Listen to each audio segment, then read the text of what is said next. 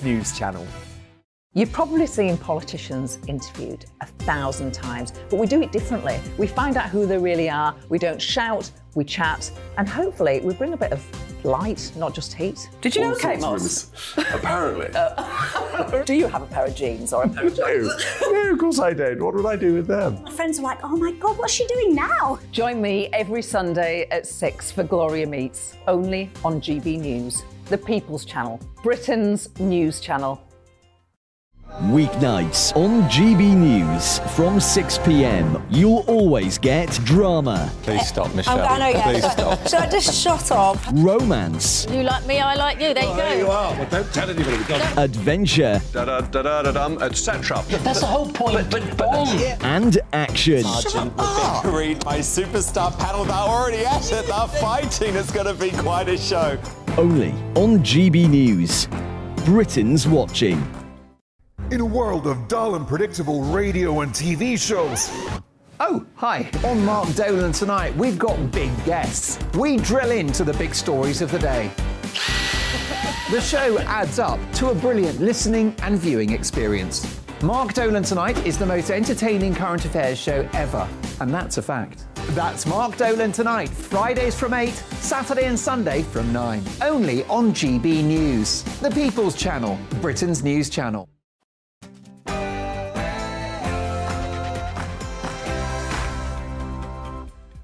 It's 3 p.m, it's Patrick Christys, it's GB News. Now, is the government right to stop immigrants jumping the social housing ladder and prioritising British nationals first? I certainly think so. I would go further when it came to all of our public services. On a similar housing theme as well, mortgage misery looming for millions. What will it mean for you as interest rates go up? Who will be the winners? Who will be the losers? This will affect everyone, either directly or indirectly. We'll get stuck right into that. But get a load of this. More than 1,000 foreign criminals, including rapists, paedophiles, murderers and terrorists, are currently on the run in Britain. What on earth is going on? We need to round those people up and deport them sharpish. In other news, Boris Johnson, yes, of course, you can't keep him out of the news agenda, can you? MPs are going to be voting on Boris Johnson's future, in a sense, largely meaningless vote, this, because he has done one now, hasn't he? But we're going to be seeing which Tory MPs are actually going to stand up and back Boris Johnson. That will be fascinating. That should drop live on this very show. And finally, yet another series of gender madness. A school is supporting a pupil who wants to identify as a cat. Yeah, OK, the world has officially gone mad. But get a load of this leaked recording from inside a British school of a teacher appearing to try to indoctrinate a child who thinks that there are only two genders. The gender, there are lots of genders. There is transgender, there is agender, people that don't believe they have a gender at all.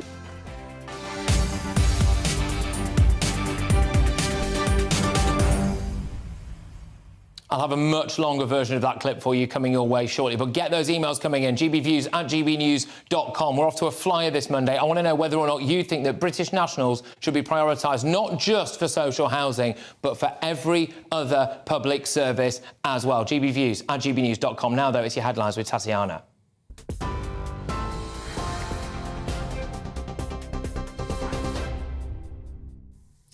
Patrick, thank you very much and good afternoon. It's 3:02. This is the latest from the GB Newsroom. The Prime Minister is expected to skip a debate on the report that found Boris Johnson had lied over Partygate. MPs will decide shortly whether to sanction the former Prime Minister after the Privileges Committee found he repeatedly misled the House of Commons.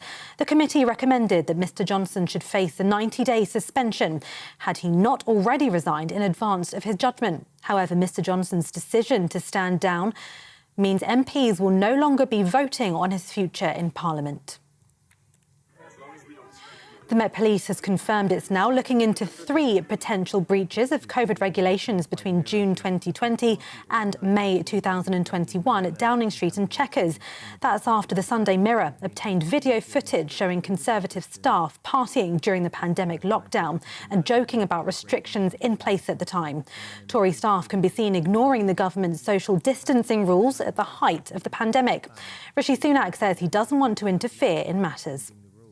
Well, this committee was established under the former Prime Minister. It commanded the confidence of the House at the time, and I'm sure that they've done their work thoroughly, and I respect them for that. Obviously, this is a matter for the House, not for the government, and that's why each and individual colleagues will make up their own mind when the time comes. So are you not going to be there? I said each and individual colleague will make up their own mind when the time comes. This is a matter for the House rather than for the government. It's an important distinction, and that's why I wouldn't want to influence anyone in advance of that vote. Former Prime Minister David Cameron told the COVID-19 inquiry it was a mistake not to look at different types of diseases when preparing for future pandemics. Mr Cameron gave evidence to the independent inquiry into the UK's response to the COVID pandemic. So much time was spent on a pandemic influenza, and that was seen as the greatest danger, and we've had flus, we had very bad years for flus, so it is a big danger. But why wasn't more time and more questions asked about what turned out to be the pandemic that we faced? And it's very hard to answer why that's the case, and I'm sure this public inquiry is going to spend a lot of time on that. Mortgage rates in the UK have reached a new high this year, increasing costs for borrowers and those who want to purchase a home. A 2-year fixed home loan now has a rate just above 6%. That's according to financial firm Moneyfacts. Interest rates have been raised 12 times since 2021 in a battle to tame inflation. This morning, the Prime Minister ruled out any extra government assistance for households struggling with payments. David Warburton has officially resigned as an MP following accusations of sexual harassment and cocaine use.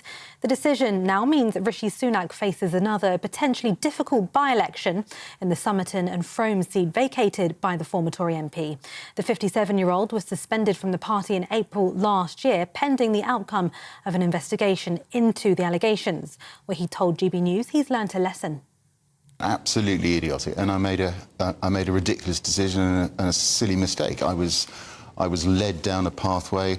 I was caught. I was photographed, deliberately set up, and I fell for it. It was naivety and stupidity. There's no question about that.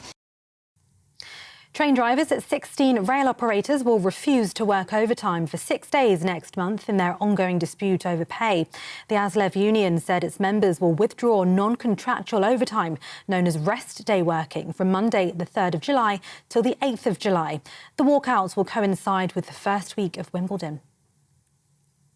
A man has pled guilty to wearing an offensive shirt about the Hillsborough disaster to the FA Cup final on June 3rd. 33-year-old James White has been fined £1,000 and is also banned from attending any regulated football matches for 4 years. He wore the shirt at Wembley Stadium, displaying an offensive comment about the disaster, where 97 fans died as a result of a crush at a match between Liverpool and Nottingham Forest in 1989. The Home Secretary is urging police chiefs across England and Wales to ramp up the use of stop and search powers. Suella Braverman said officers who use the powers have her full support to prevent violence and save more lives. However, critics of stop and search say it disproportionately targets black and ethnic minority communities. The Prime Minister has told President Zelensky Ukraine's counter-offensive against Russia is making good progress. The two leaders spoke earlier this morning as Kyiv's troops seek to retake territory occupied by Putin's forces. Rishi Sunak says the UK is firmly behind Ukraine and small steps forward will bring success. In his call with Mr Sunak, he said they discussed further cooperation to expand Ukraine's capabilities through long-range weapons. This is GB News. We'll bring you more news as it happens. Now it's back to Patrick.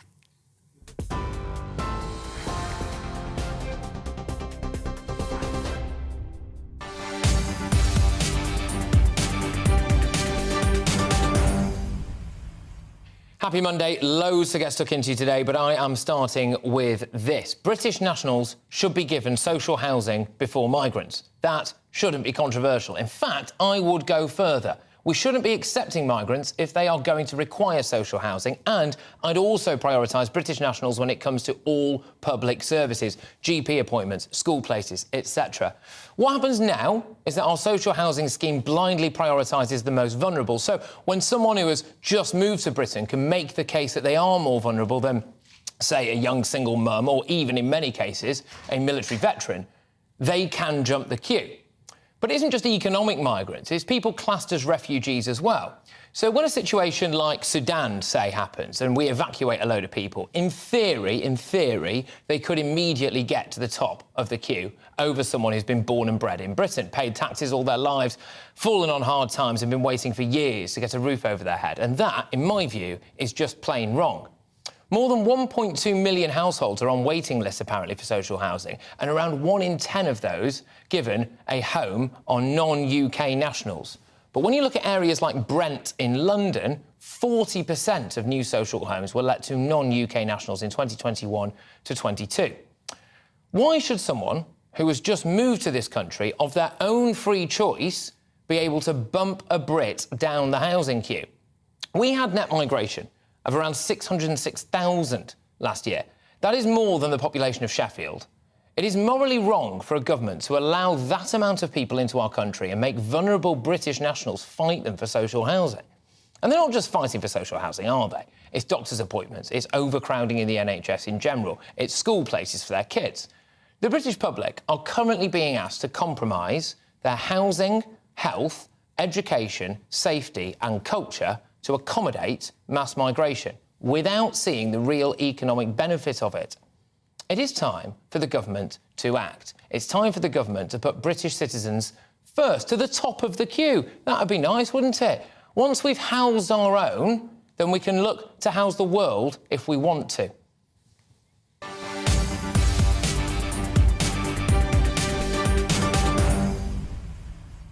Yeah, like I said, loads of other topics in town today, but I wanted your views on this. gbviews@gbnews.com. Should we be prioritising Brits? Should Brits get to the top of the queue? Not just in housing, whether it comes to doctors' appointments, school places, etc.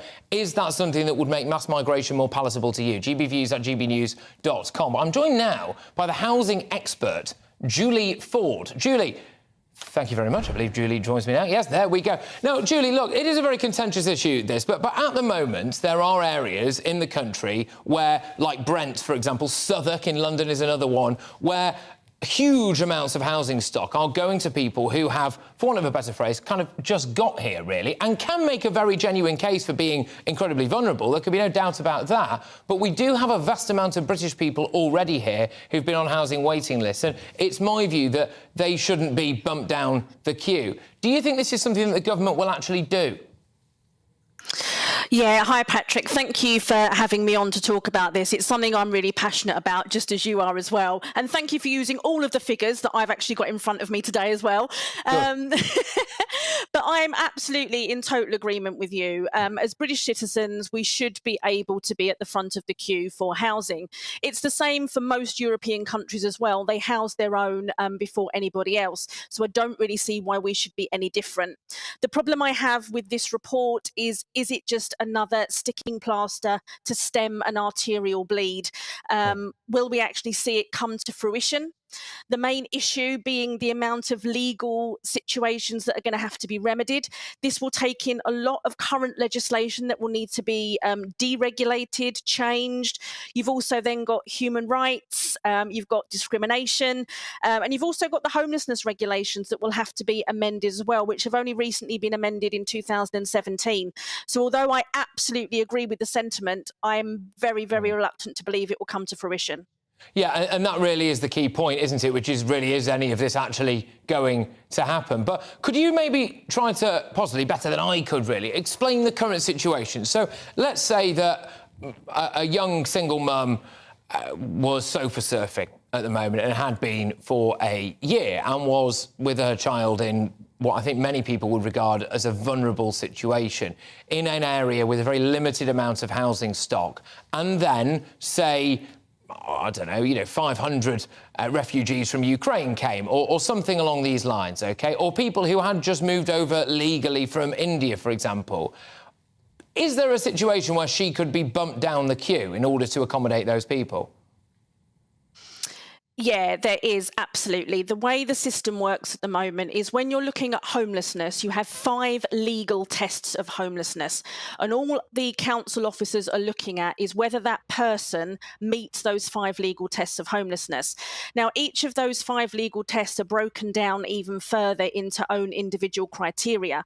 So even though you talk about your single mum with her child who's been, you know, a British citizen all of her life, she may not actually be as in priority need as somebody who's come from another country, maybe not able to return to their country due to the political situations going on over there. They would genuinely be seen as more vulnerable, and therefore they would be allocated more points or a higher banding in the housing allocation system. And we do see people, don't we, like homeless military veterans. It's a massive bugbear of mine, this, because we have something called the Military Covenant, which I'm sure you're aware of, which really, to kind of boil it all down, is supposed to give veterans, especially with things like PTSD or, unfortunately, alcoholism, which can be rife in the veteran community as well, priority housing and mental health care. And I have seen firsthand from previous campaigns that I've done elsewhere where those people have been bumped down a list and have actually ended up genuinely on the streets. And that really kind of grinds my gears. One would have assumed that it would be the morally right thing to do, especially when it comes to someone who's fought for this country, to actually be able to give them housing. You mentioned the word discrimination there, though. I suppose that's something that councils are maybe afraid of, is it? Which is that if they are given a straight choice between, with the best will in the world, Tom Smith, and somebody who's not got that name, say, that they could then be done for what racial discrimination if they prioritise Tom Smith? Yeah, absolutely spot on. And the problem that we've got, again, is although we've left the EU, we're still governed by a lot of the European legislation. And that comes under the Article 8 Human Rights Directive as well. So when you're looking at housing somebody and their vulnerability, you're also looking at their ethnicity, and everything the council officers are doing has to be calculated to protect themselves. Because what they don't want is a discrimination case or anything further, because as a public body, they're open to that much more than a private landlord would be, for example, where it would be a civil case. But absolutely, discrimination is a big thing, because what we're not really seeing is that in reverse, the amount of white, English, you know, British born and bred that are being discriminated against in exactly the same way, but we're not seeing that brought to the fore. And I think really it needs to be a line drawn in the sand. Discrimination is discrimination, regardless of your background and your ethnicity. Yeah, 100%. And again, I mean, I would hope that the legal profession would throw their full heft behind discrimination against Indigenous Brits, as it were, but I reckon that's probably harder to prove and therefore maybe less lucrative, and therefore maybe they don't do it. There is, I mean, a massive elephant in the room here, though, which is just a fundamental lack of housing stock, generally. And I'm going to come on shortly anyway to talk about the mortgage rates. I know there's a lot of our viewers and listeners who this affects either directly or indirectly, and it is an absolute shock around the corner, apparently. So we'll keep that a bit separate. But, I mean, an option, instead of having to prioritise Brits, would be to build a lot more social housing, wouldn't it? Yes, it would, absolutely. But again, you've got to look at timelines, and you've got to look at funding, and you've got to look at infrastructure. Now, I'm just going to give you a very snapshot in history, and I promise I will keep it short for you, Patrick. The 35 years after the Second World War, 4.4 million social houses were built.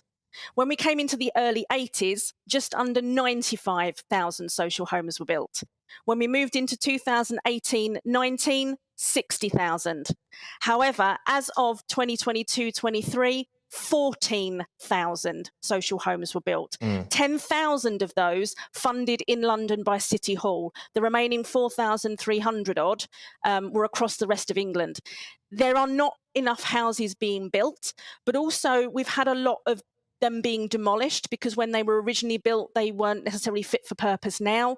We've also had a lot that are sold on. When we had Maggie Thatcher allowing everybody in the council house to buy their council home, that took away an awful lot of stock, which interestingly now most of those have been repurposed back into the private rented sector, again taking it away from social housing. So a lot of these things that are happening now are a knock-on effect of things that were a great idea at the time without a real vision of where that was going to go. And that's an issue that crops up on this show, Julie, time and time again, which is a fundamental lack of planning ahead. And the mind boggles as to why people didn't do that.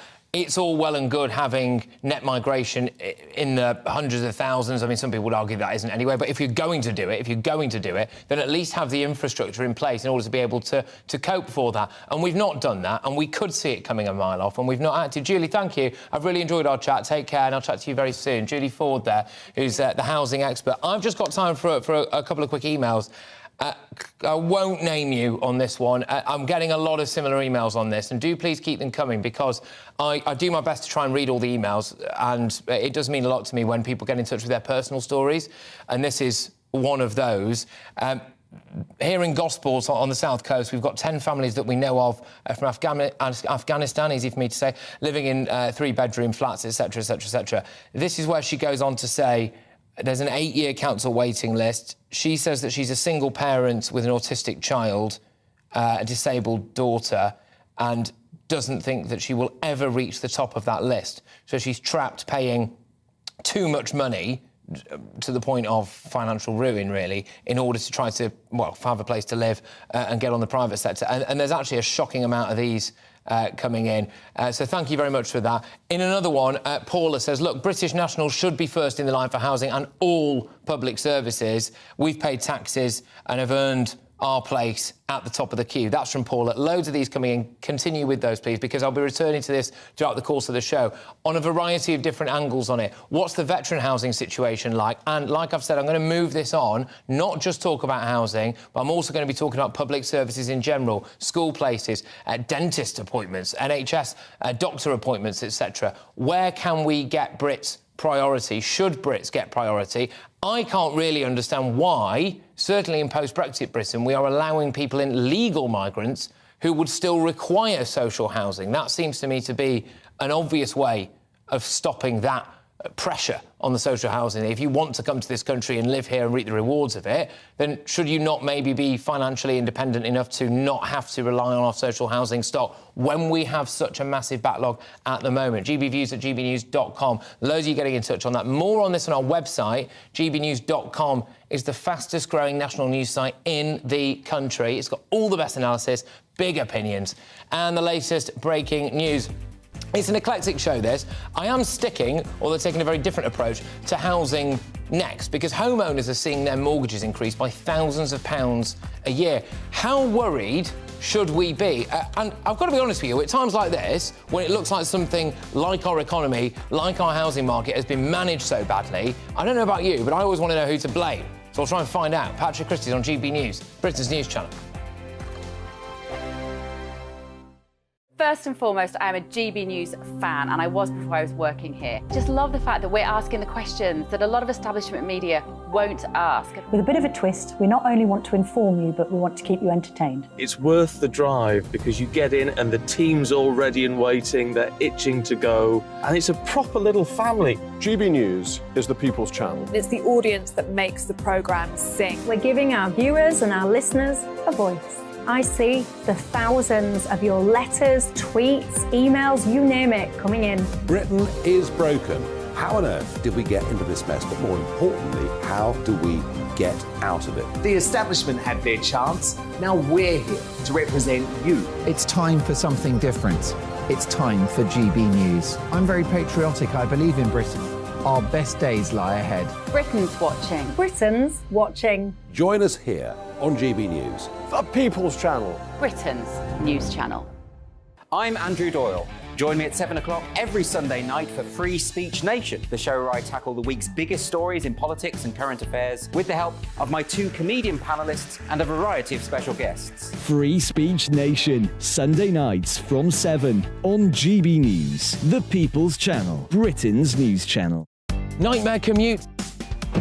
Kick it up a gear with me, Patrick Christys, at drive time, 3 till 6 p.m, Monday to Friday on GB News Radio. You can listen online and on DAB+, on the smart speaker app, and on the GB News app. And if you've got an Alexa, all you have to say is, Alexa, play GB News. We're also on TuneIn and the Radio Player apps. From the school run to rush hour, get revved up with me, Patrick Christys, on GB News and GB News Radio. What you get for breakfast is something that, if we do our jobs right, you will wake up to news that you didn't know the night before. It's a conversation. It's not just me and Eamon. We want to get to know you, and we want you to get to know us. From 6, it's Breakfast with Eamon and Isabel. Monday to Thursdays on GB News, Britain's news channel. Westminster is going around in ever-decreasing circles, followed by the media. Britain is broken. How on earth did we get into this mess? But more importantly, how do we get out of it? Join me at 7 p.m, Mondays to Thursdays on Farage, here on GB News. We will have open, rational debate. We've got to work out how Britain moves forward from this. Join us here on GB News, the People's Channel. Britain is watching. Every Sunday from 11, join Michael Portillo. There will be topical discussion, looking at the week before and the week to come. So kick back and relax at 11 a.m. on Sundays on GB News with me, Michael Portillo. GB News, the People's Channel, Britain's news channel. News Radio.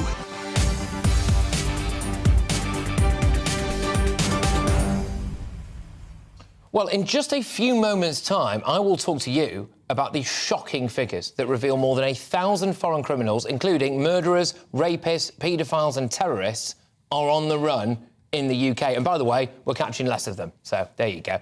And there's an extraordinary story of the teacher who called a schoolgirl despicable because she refused to accept a classmate's claim that she identified as a cat.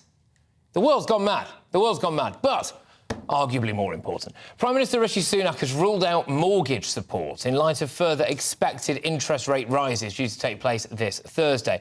Here to run us through it, it's our economics and business editor, Liam Halligan. This, by the way, is a brewing story that will kick right off in the days and weeks to come. He's on the money. They're calling it a mortgage catastrophe, a potential homeowner time bomb, as more and more people come off 5-, 3- and 2-year fixed-rate mortgages, having to remortgage at much higher interest rates. Those monthly mortgage payments are going up at an alarming rate. What is the basic problem? The basic problem here is that the UK is still an inflation nation.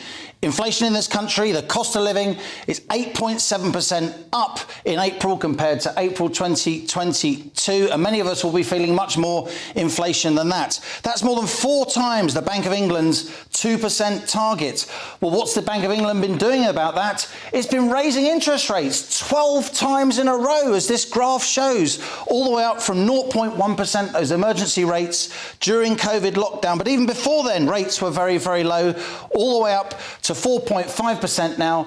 On Thursday, it may be that interest rates at the Bank of England go up to 4.75%, a quarter-point rise, or even all the way up to 5%.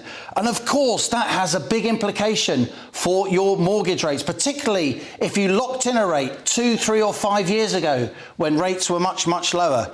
Back in June 2021, the average size mortgage over a 2-year period, the fixed rate for an average size loan was 1.91%.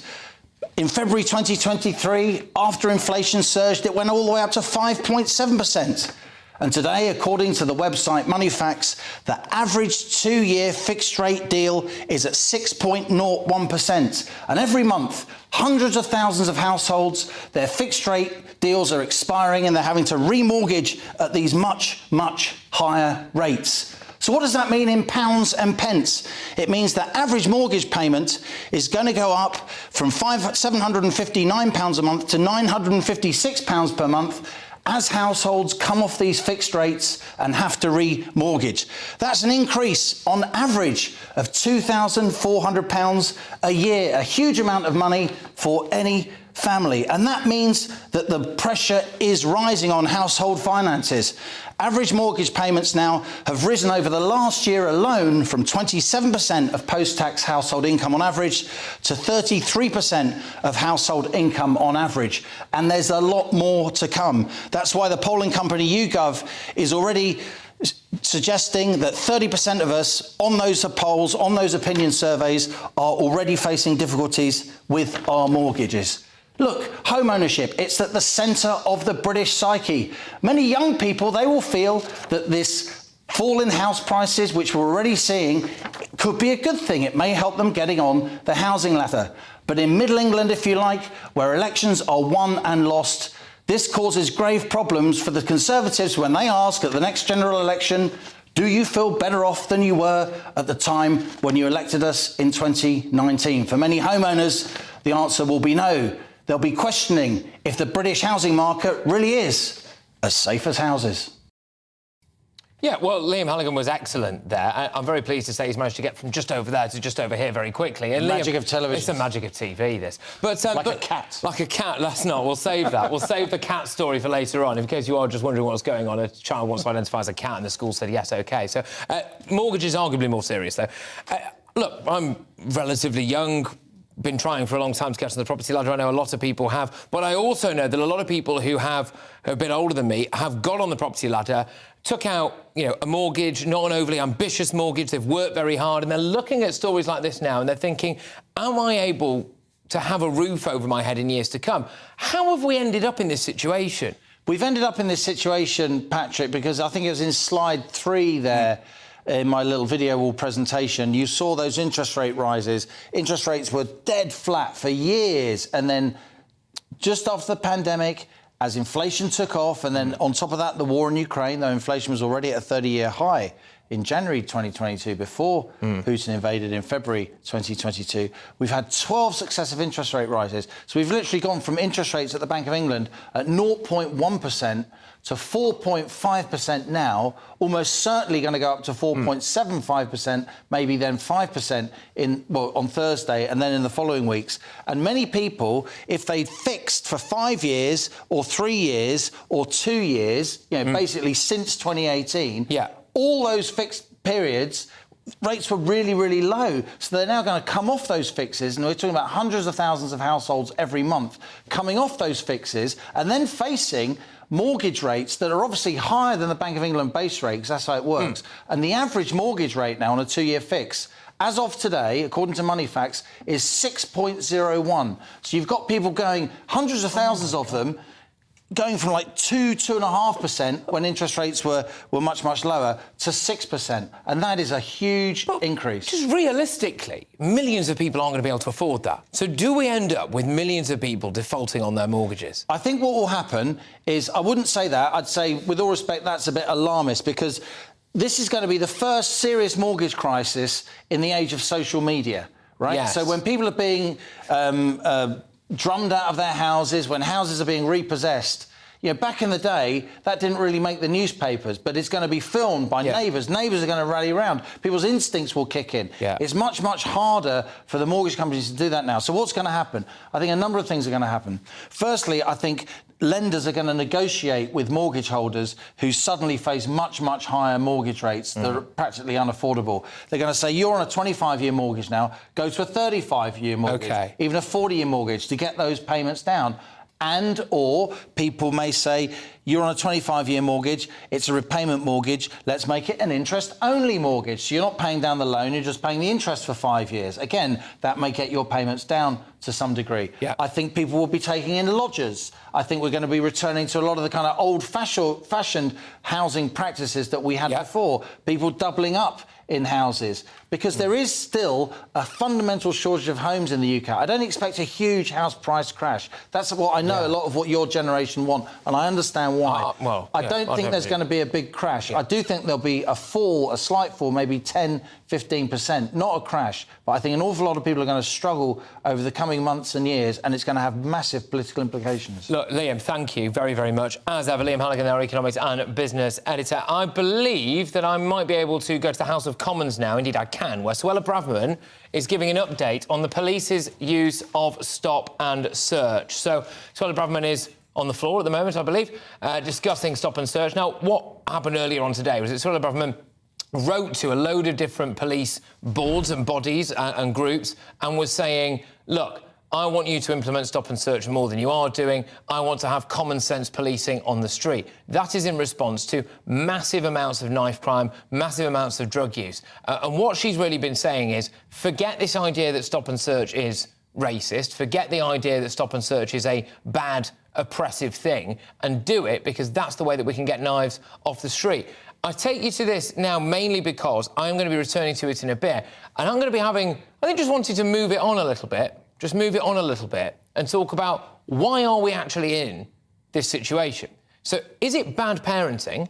OK, so is it the fault of parents, absent parents, parents who are maybe working loads of jobs and aren't there, or just bad parents for the reason why we have a lot of young boys, it's mostly boys, on the streets carrying knives in gangs? I also want to look at the figures behind the ethnic breakdown of people who are involved in knife crime and gang crime, and that, I think, sheds some light on the fact that increased stop and search will not actually be considered as racist. But more on that very, very shortly. Look, loads more still to come between now and the end of this hour as it emerges that more than 10,000 migrants have crossed the Channel this year, so we've hit the 10,000 mark. We will discuss the news that more than 1,000 foreign criminals, including murderers, rapists, paedophiles, terrorists, are on the run, and find out why Rishi Sunak is spearheading a major policy change that will affect the way that schools deal with the issue of gender identity. But right now, it's Polly with your headlines.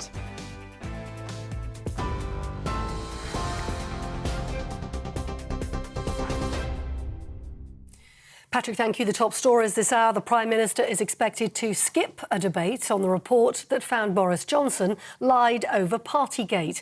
MPs are going to be deciding today whether to sanction the former Prime Minister after the Privileges Committee found he repeatedly misled the House of Commons.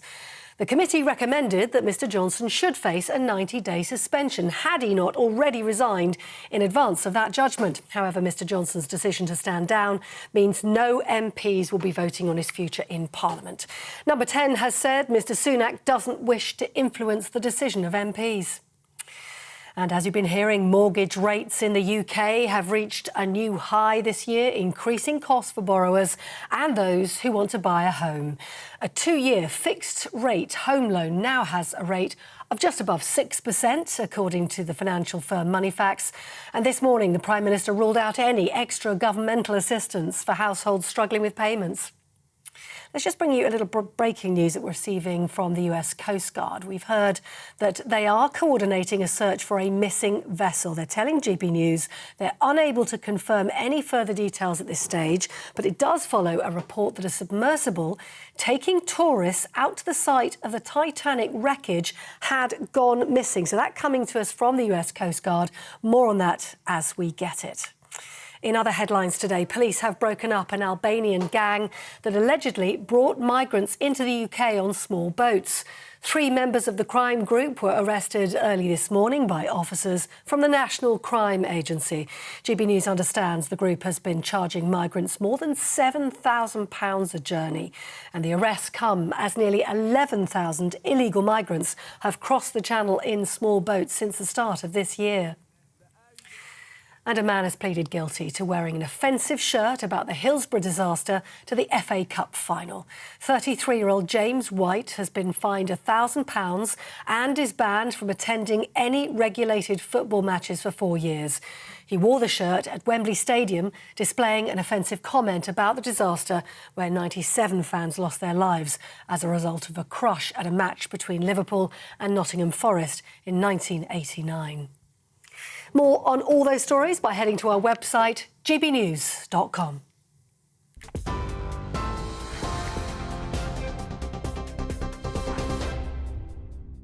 Direct Bullion sponsors the Finance Report on GB News for gold and silver investment.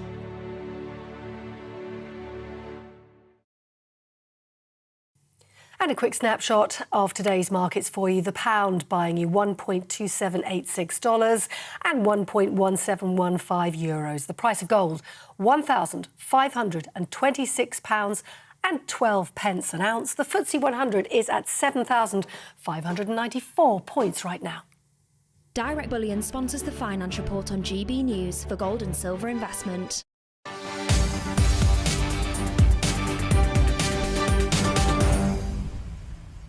Well, we've hit another undesirable milestone, haven't we, as more than 10,000 migrants have crossed the Channel in small boats this year. Viewers on GB News can see some of the asylum seekers who arrived in Dover over the weekend. There we go. The landmark figure was reached as it emerged that more than 1,000 foreign criminals are currently on the run in the UK. They include murderers, rapists, terrorists and paedophiles. While one man went into hiding on the day he was due to be sentenced in 2008 and hasn't been seen since. Interestingly, he was found guilty and they said, yeah, we'll bail you. And he's just disappeared. Could be anywhere. Good stuff. Let's get the thoughts now of former Met detective Peter Blexley on this story. Peter, thank you very, very much. It's great to have you on the show. I have got some figures here. So there are up to 5 terrorists, 11 rapists, several paedophiles and 13 other sex offenders on the run at the moment in this country who came from other countries. In fact, if you look at the entire prison population, around 10% of that population, the people who we've actually managed to contain within a prison, are foreign nationals. We have imported quite a lot of our criminal problems, have we not? Yes, we have. And that, of course, brings huge problems for police operating in this day and age. When I was pounding the beat and working as a detective, we by and large knew who the criminals were.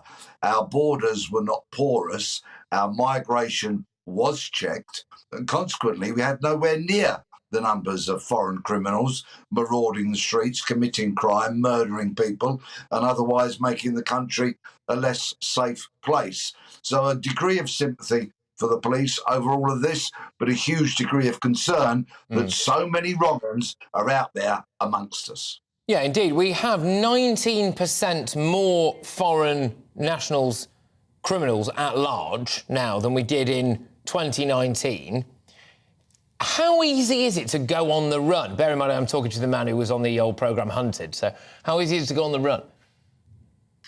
Well, if you've got the support that you require, because any fugitive needs help, support, someone to put a roof over their head, wash their clothes, feed them, and transport them if need be.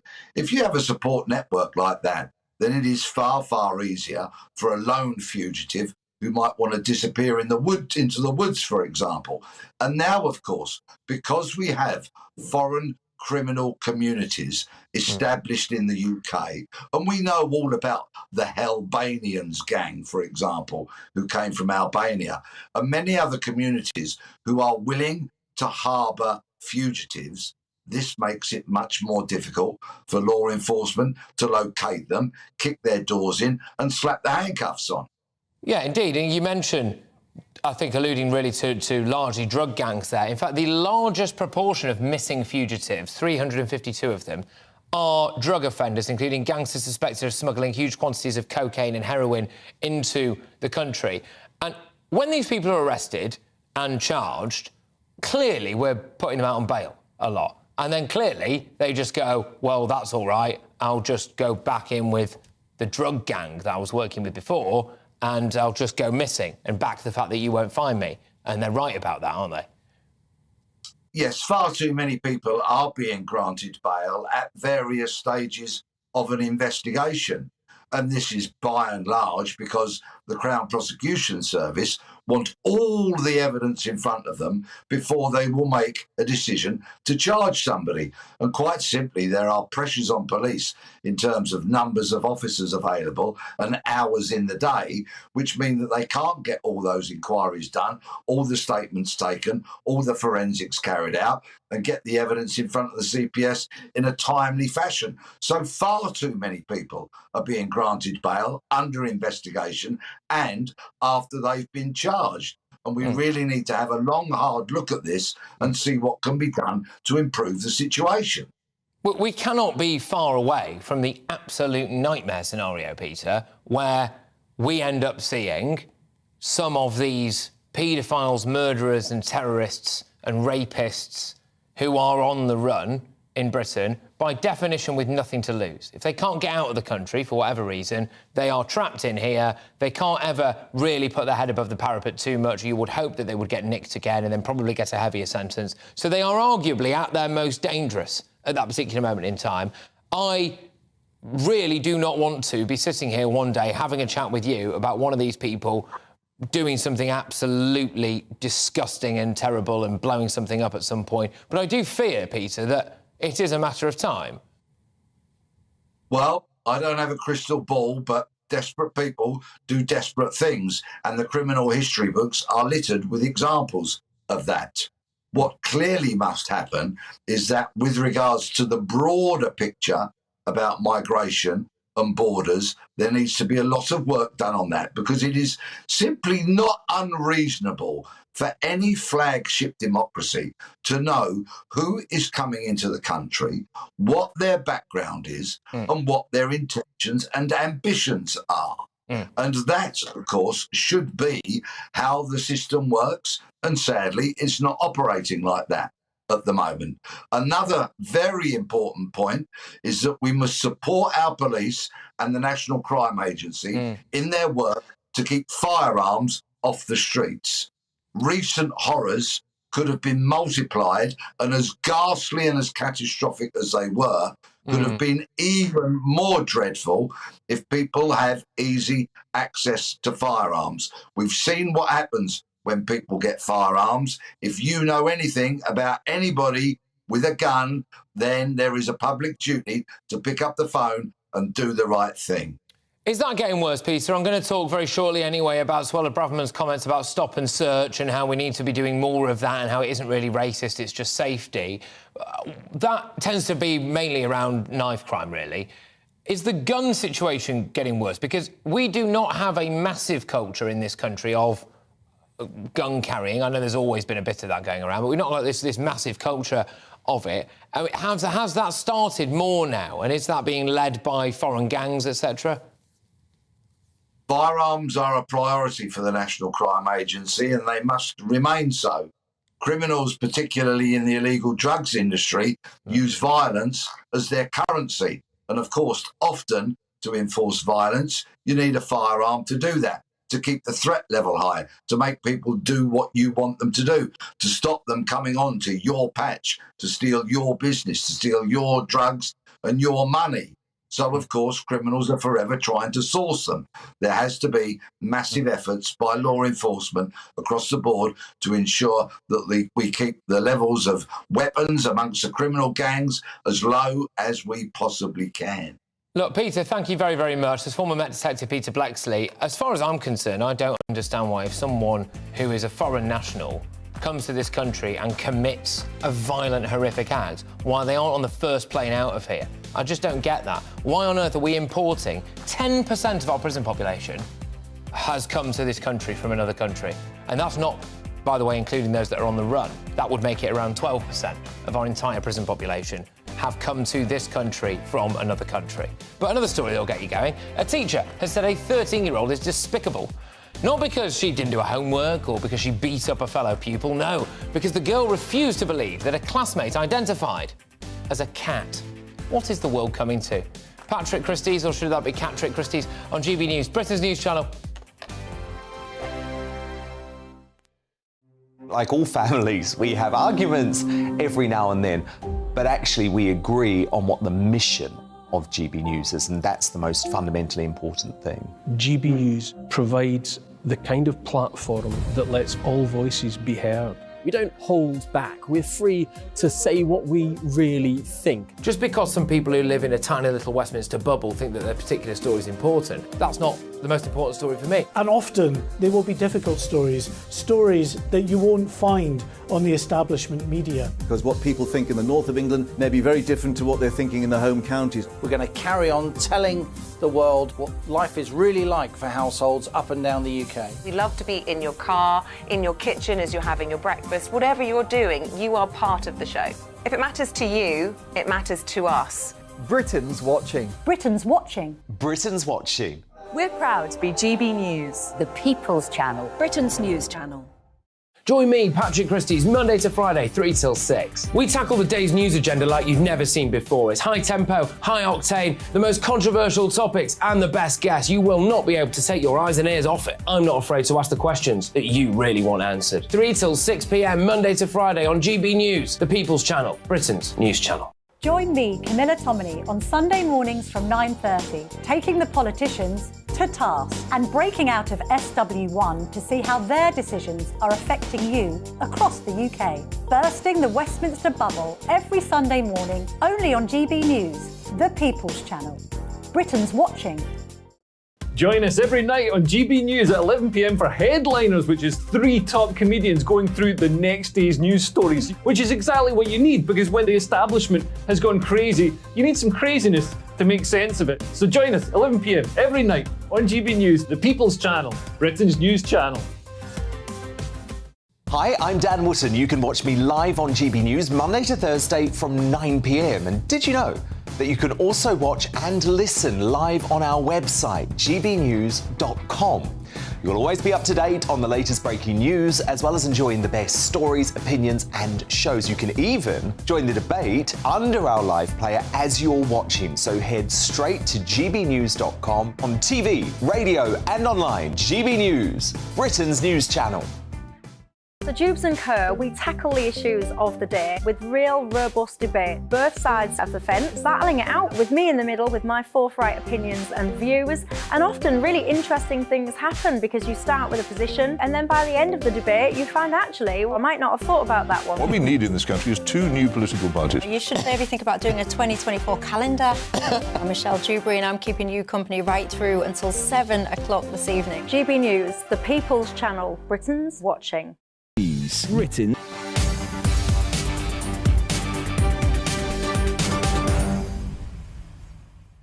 At 4 o'clock, I will be discussing the plans to give British people priority over migrants when it comes to council housing and, frankly, other things as well. But it looks like Rishi Sunak will not be voting after a debate on whether Boris Johnson deliberately misled Parliament. Sunak has been meeting the Swedish minister... Oh, here we go. Ulf Kristersson in Downing Street. Earlier, Number 10 said that his schedule today doesn't include attending Parliament and that he has commitments he can't move. So there you go. So Rishi Sunak, you know, rather slyly, is obviously not going to be attending this vote. So there we go. That's that news. But let's bring you a couple of stories involving the controversial topic of schools and children who change their gender identity. So Rishi Sunak is bringing in a new policy that means that schools will be forced to tell parents if students are questioning their gender under new government guidance to be published this week. That's great. The news comes on the day that it emerged that a teacher had branded a 13-year-old girl despicable because she refused to accept that a classmate identified as a cat. Here is the fallout from that incident. We've got some leaked audio for you. How dare you? You've just really upset someone. Saying things like should be in an asylum. I didn't say that. I just said if they want to identify as a cat or something, then they're like genuinely unwell. Then they've gone, yeah, they're crazy. You were questioning their identity. No, I wasn't a question. I was just saying about the gender. In terms of gender, there are lots of genders. Right. There is transgender. There is agender, people that don't believe they have a gender at all. Trying a year ago, yeah, but cisgender is not necessarily the way to be. You're talking about the fact that cisgender is the norm, but you identify with the gender, with the sexual organ that you're born with, or you're with. That's basically what you're saying, which is really despicable. How? When it's if I called my mum right now, my mum would be sad on my side. If I called my mum, she'd sad. Well, that's very sad as well, then. How is it? Loads of people agree with that. There's only a small majority of people who actually think that. And why do you think we have so many problems in the world with homophobia? It's not an opinion that we express in this school. No, it's not. And if you don't like it, you need to go to a different school. So I'm reporting you to you need to have a proper educational conversation about equality, diversity and inclusion, because I'm not having that expressed in my lesson. A few lessons there. Teachers are clearly, in that case, thick. A pupil was in Year 9 or Year 8 able to outsmart them using basic facts and logic and a genuine thought. There was also, of course, the idea then that kids in schools are being made punishable by detentions, being reported to the head teacher, or actually being told to physically leave the school. They are being forced by people we pay as taxpayers to educate our children to accept the fact that the person sitting over there is a cat. Katie John Went, who's a diversity and inclusion facilitator, joins me now. Thank you very much, Katie. Great to have you on the show. Has the world gone mad?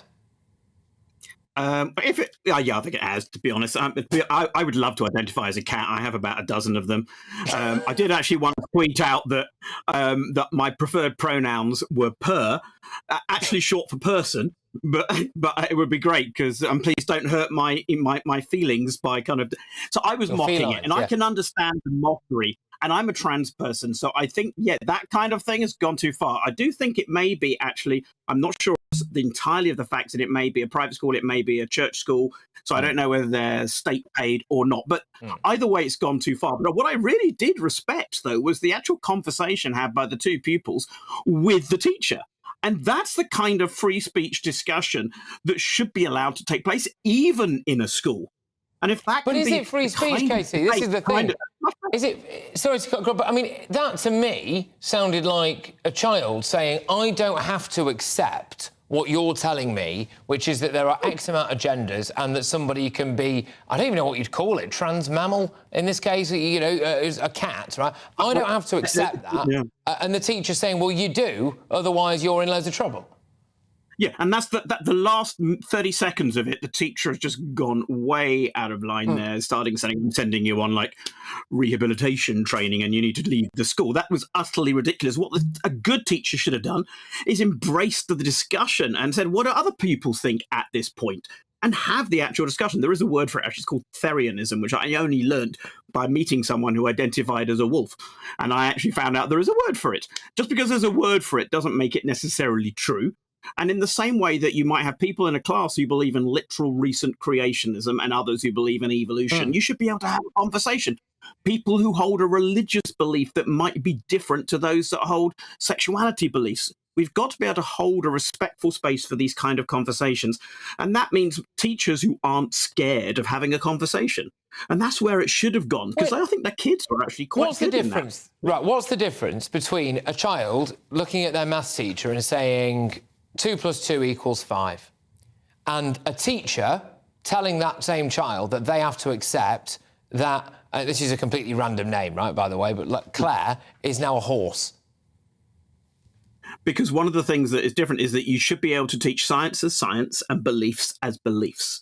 Obviously, someone believing they're a horse is kind of a mythological thing. But at the same time, 2 + 2 = 4, you should be able to teach in maths and there should be no dispute. I think that's why you can, and I can therefore teach and discuss biological sex is biological sex. But then to discuss people's beliefs, everything from the realms of religion to the realms of identity could be discussed in an identity framework, in a philosophy framework, without them having to be taught as fact. When that teacher says at the end, there are explicitly 3 sexes, there are umpteen genders, that's teaching something as fact around which something is only a belief. Does that not exemplify perfectly that just ordinary teachers are not up to the job of educating children about matters like that? That is, if you're going to do it at all, get in a specialist, because you end up with someone like, I keep using this term, you know, Sandra from the geography department, who gets into a stand-up row with a child about whether or not their mate is a cat. And I don't send my kid to school for that. Yeah, but who is a specialist? If you bring in the specialist, aren't they going to actually be even stronger on the transgender line? Bring in a discussion. Bring in a panel, bring in a debate. Let's have schools. I mean, the Festival of Ideas actually sponsors and actually encourages annual schools debates. Let's actually get kids talking and discussing and actually engaging with topics. All right, Katie, thank you very much, as ever. Katie John Went there, diversity and inclusion facilitator, reacting to that ridiculous clip of a teacher having an argument with a kid about a cat. When I come back, should Brits be given priority for council housing over migrants? I say yes, and it's about time too. Patrick Christys on GB News, Britain's news channel.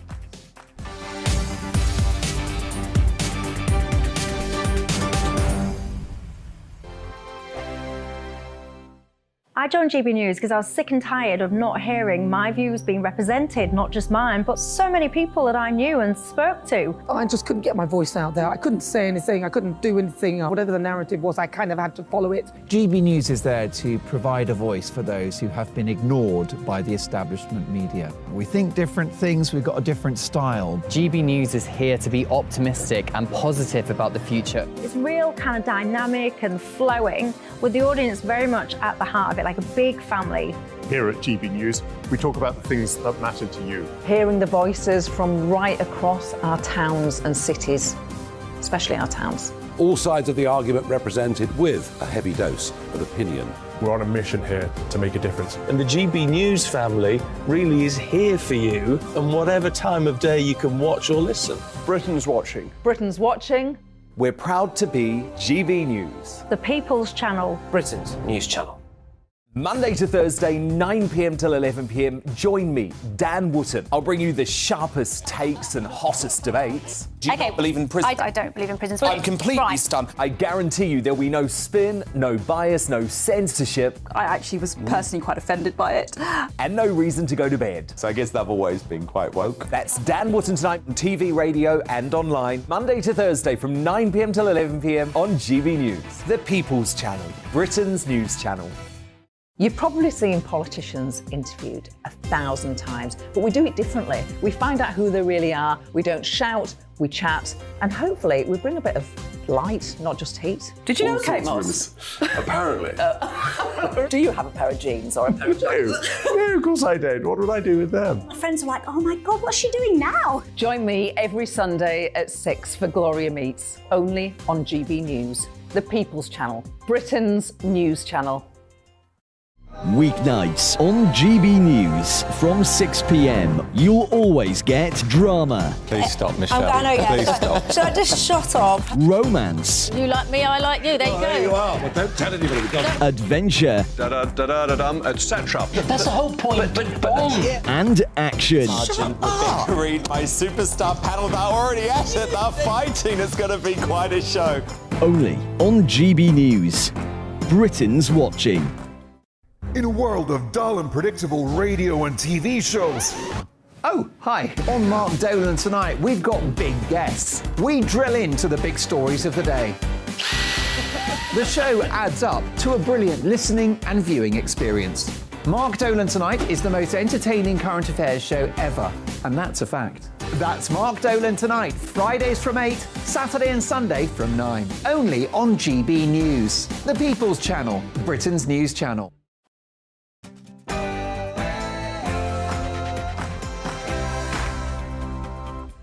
It's 4 p.m, it's Patrick Christys, it's GB News. Now, should British nationals be given priority social housing over migrants? It's been going on for too long, where people who've just arrived in this country can bump Brits down the queue. I say yes, but I say it needs to go further. Every single public service, Brits should be given a priority. Big discussion on this very, very shortly. Mortgage misery for millions, though. Will this affect you, the rise of the interest rates? Crucially as well, who to blame? I think this is really vitally important that we figure out why we've got to this situation and how badly, or otherwise, it might affect you. In other news, we're going to be talking about this. More than 1,000 foreign criminals, including rapists, paedophiles, terrorists and murderers, are currently on the run in Britain. And in fact, foreign nationals make up 10% of our in-prison population. We are, by definition, importing around 10% of the people that we actually have in prison. So there we go. Big day for Boris, in a way, is it? I don't know, I've kind of stopped caring about this. I don't know if you have or not. But yes,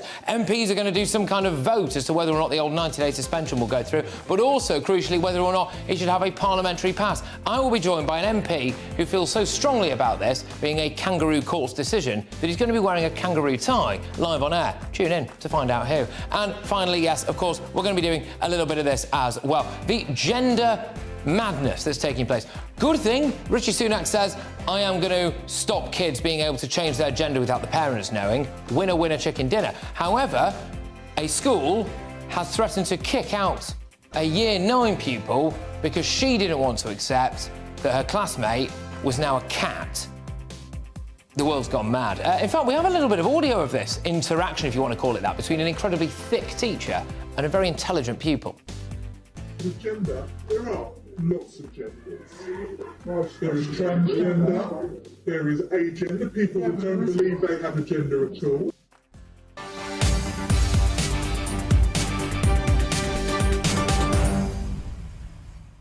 Those are the people teaching your kids.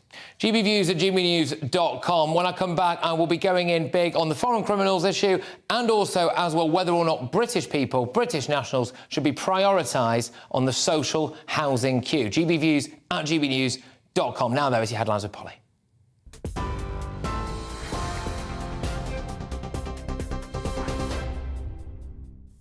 Patrick, thank you. The top stories this hour. The Prime Minister says he's going to skip a debate on the report that found Boris Johnson lied over Partygate. So MPs are going to decide today whether or not to sanction the former Prime Minister after the Privileges Committee found last week he repeatedly misled the Commons. The committee recommended at the time that Mr Johnson should face a 90-day suspension had he not already resigned in advance of that judgment. However, Mr Johnson's decision to stand down means MPs will no longer be voting on his future in Parliament. Number 10 has said Mr Sunak doesn't wish to influence the decision of MPs. And the Metropolitan Police has confirmed it's now looking into 3 potential breaches of COVID regulations between June 2020 and May 2021 at Downing Street and at Chequers. That's after the Sunday Mirror obtained video footage showing Conservative staff partying during the pandemic lockdown and joking about restrictions at the time. Rishi Sunak says he doesn't want to interfere in the matter. Well, this committee was established under the former Prime Minister. It commanded the confidence of the House at the time, and I'm sure that they've done their work thoroughly, and I respect them for that. Obviously, this is a matter for the House, not for the government, and that's why each and individual colleagues will make up their own mind when the time comes. So you're not going to be there? I said each and individual colleague will make up their own mind when the time comes. This is a matter for the House rather than for the government. It's an important distinction, and that's why I wouldn't want to influence anyone in advance of that vote. And the former Prime Minister, David Cameron, has told the COVID-19 inquiry it was a mistake not to look at different types of diseases when preparing for future pandemics. Mr Cameron was giving evidence to the independent inquiry into the UK's response to the COVID pandemic. So much time was spent on a pandemic influenza, and that was seen as the greatest danger, and we've had flus, we had very bad years for flus, so it is a big danger. But why wasn't more time and more questions asked about what turned out to be the pandemic that we faced? And it's very hard to answer why that's the case, and I'm sure this public inquiry is going to spend a lot of time on that. Police have broken up an Albanian gang that allegedly brought migrants into the UK on small boats. 3 members of the crime group were arrested this morning, by officers from the National Crime Agency. And GB News understands the group has been charging migrants more than £7,000 a journey. The arrests come as nearly 11,000 illegal migrants crossed the English Channel in small boats since the beginning of this year. Mortgage rates in the UK have reached a new high this year, increasing costs for borrowers and those who want to buy a house. The 2-year fixed home loan now has a rate of just above 6%. That's according to financial firm Moneyfags. And this morning, the Prime Minister ruled out any extra government assistance for households struggling with payments. The Home Secretary is today urging police chiefs across England and Wales to ramp up the use of stop-and-search powers. Suella Braverman said officers who use the powers have her full support to prevent violence and save more lives. However, critics of stop-and-search say it disproportionately targets black and ethnic minority communities. The Home Secretary told the Commons she wants every community to trust in stop-and-search, but adds it must be applied responsibly. It's always heartbreaking and distressing to read reports about stabbings and shootings. I'm struck by how often mothers of murdered young black men say that stop and search could have saved their sons' lives. We owe it to them to heed their call. The facts are on their side. Stop and search works and is a vital tool in the fight against serious violent crime. No further developments, but just keeping you up to date on that breaking news we brought you half an hour ago. The US Coast Guard telling GB News they are coordinating the search for a missing vessel out at sea, but they're unable to confirm any further details. It follows reports that a submersible taking tourists to the site of the Titanic wreckage has gone missing. More detail on that, of course, as soon as we get it. Now, here in the UK, train drivers at 16 rail operators will refuse to work overtime for 6 days next month in their ongoing dispute over pay.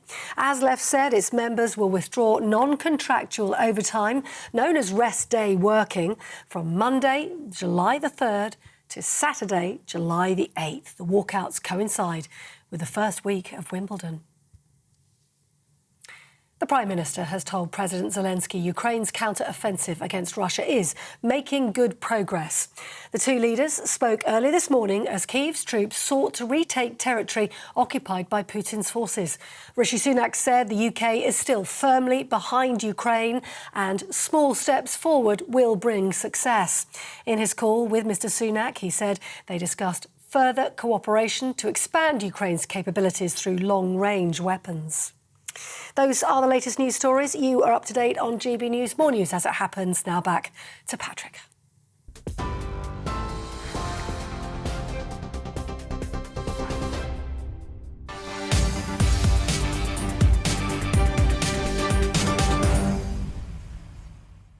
Lots of top topics this hour, but I'm going in on this. We'll return to it a little bit later on. More than 1,000 foreign criminals, including terrorists, rapists, murderers and paedophiles, are on the run in Britain. We currently have around 19% more foreign lags at large than we did in 2019. These include people like Iraqi Rezgaz and Ghana, who posed as a taxi driver to pick up his 25-year-old victim outside a Radisson hotel before raping her at a flat in Glasgow in December 2006. He was convicted of that rape and then granted bail before he was sentenced, and he's just disappeared. Among those listed as missing are 5 murderers and 38 violent offenders. There are also up to 5 terrorists, 11 rapists, several paedophiles and 13 other sex offenders. And apparently the largest proportion of missing fugitives, 352 of them, are drugs offenders, including gangsters suspected of smuggling huge quantities of cocaine and heroin into the country. But the amount of people we're catching has gone down. Data released under Freedom of Information laws also shows that there has been a 15% fall in the number of foreign criminals successfully captured. Last year, the Home Office located 189 of them, compared with 222 back in 2020. So we have more dangerous foreign criminals on the run and less of them being caught. All of that is shocking enough, but there's more to this, unfortunately. And I actually think this is possibly more pertinent than the old foreigners on the run angle to this story. Tim Lowson of the Home Affairs Committee revealed that we have 9,000 foreign nationals currently in prisons. I had a look at what our entire prison population is for England, Wales, Scotland and Northern Ireland. It's around 87,500. So we have roughly imported 10% of our entire prison population. So 10% of everyone in UK prisons right now immigrated to Britain, and we obviously just let them in. But when you add that to the 1,094 foreigners who are on the run, that takes the total to around 12%. When we look at these stats, the only conclusions to come to, in my opinion, are this: that we are accepting, in many cases, the dregs of the world. Britain is getting less safe as a result. Our prisons are being overcrowded with violent, dodgy foreign thugs. We're not deporting anywhere near enough of them. And we're letting terrorists, rapists, paedophiles and murderers evade justice so they can continue to pose a threat to innocent, law-abiding Brits. We do have enough people in Britain as it is, I think. Why not deport all foreign nationals in British prisons? Or put them in prison on an island somewhere, far away from here. If you move to Britain and commit a serious crime in this country, you should not be welcome here. As for those on the run, I think it's vital that we round them up and get them deported before they ruin any more innocent lives.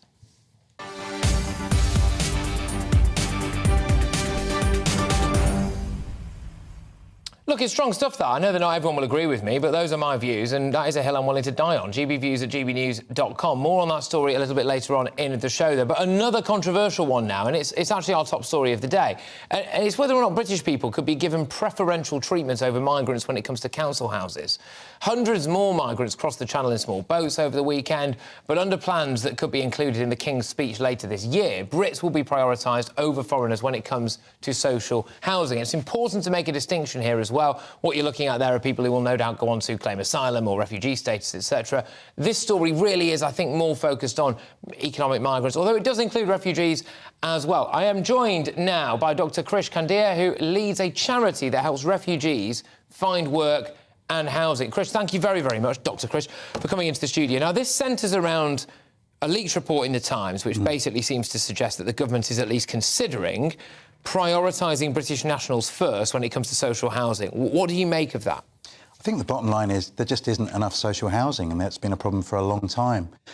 Last year, Michael Gove rode back on some plans there were to have mandatory targets for local councils.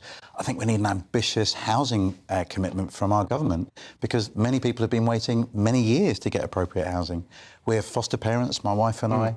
We know many of the families that we try to support just don't have adequate housing. That puts extra pressure on families who are already under difficult circumstances.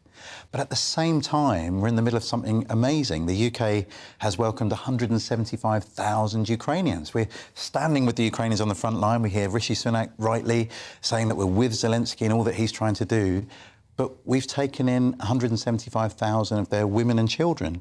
Many of them are staying with people like me and you. And that hosting arrangement can't last forever. So those families are going to need somewhere to live. At the same time, many of the brave Afghans who are fighting or supporting our armed services in Afghanistan, they were evacuated because they were being killed by the Taliban, and we couldn't just leave them behind. We don't treat veterans like that, so we shouldn't treat those who have helped us. Just to point out on that, we do treat veterans like that, unfortunately. I mean, last week I reported on a story of a military veteran who froze to death because he couldn't get any housing. Do you think we should be accepting these people if we can't house our own already? I think it's not a zero-sum game. I don't think we should be thinking, OK, there's a limited amount of housing, who's going to get it? Is that not the reality, I think we need to be ambitious. Look, I'm working on a project with some friends in Bristol.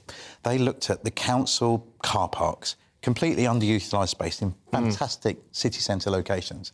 And they built something. They built above an existing car park. You didn't actually lose any car parking spaces.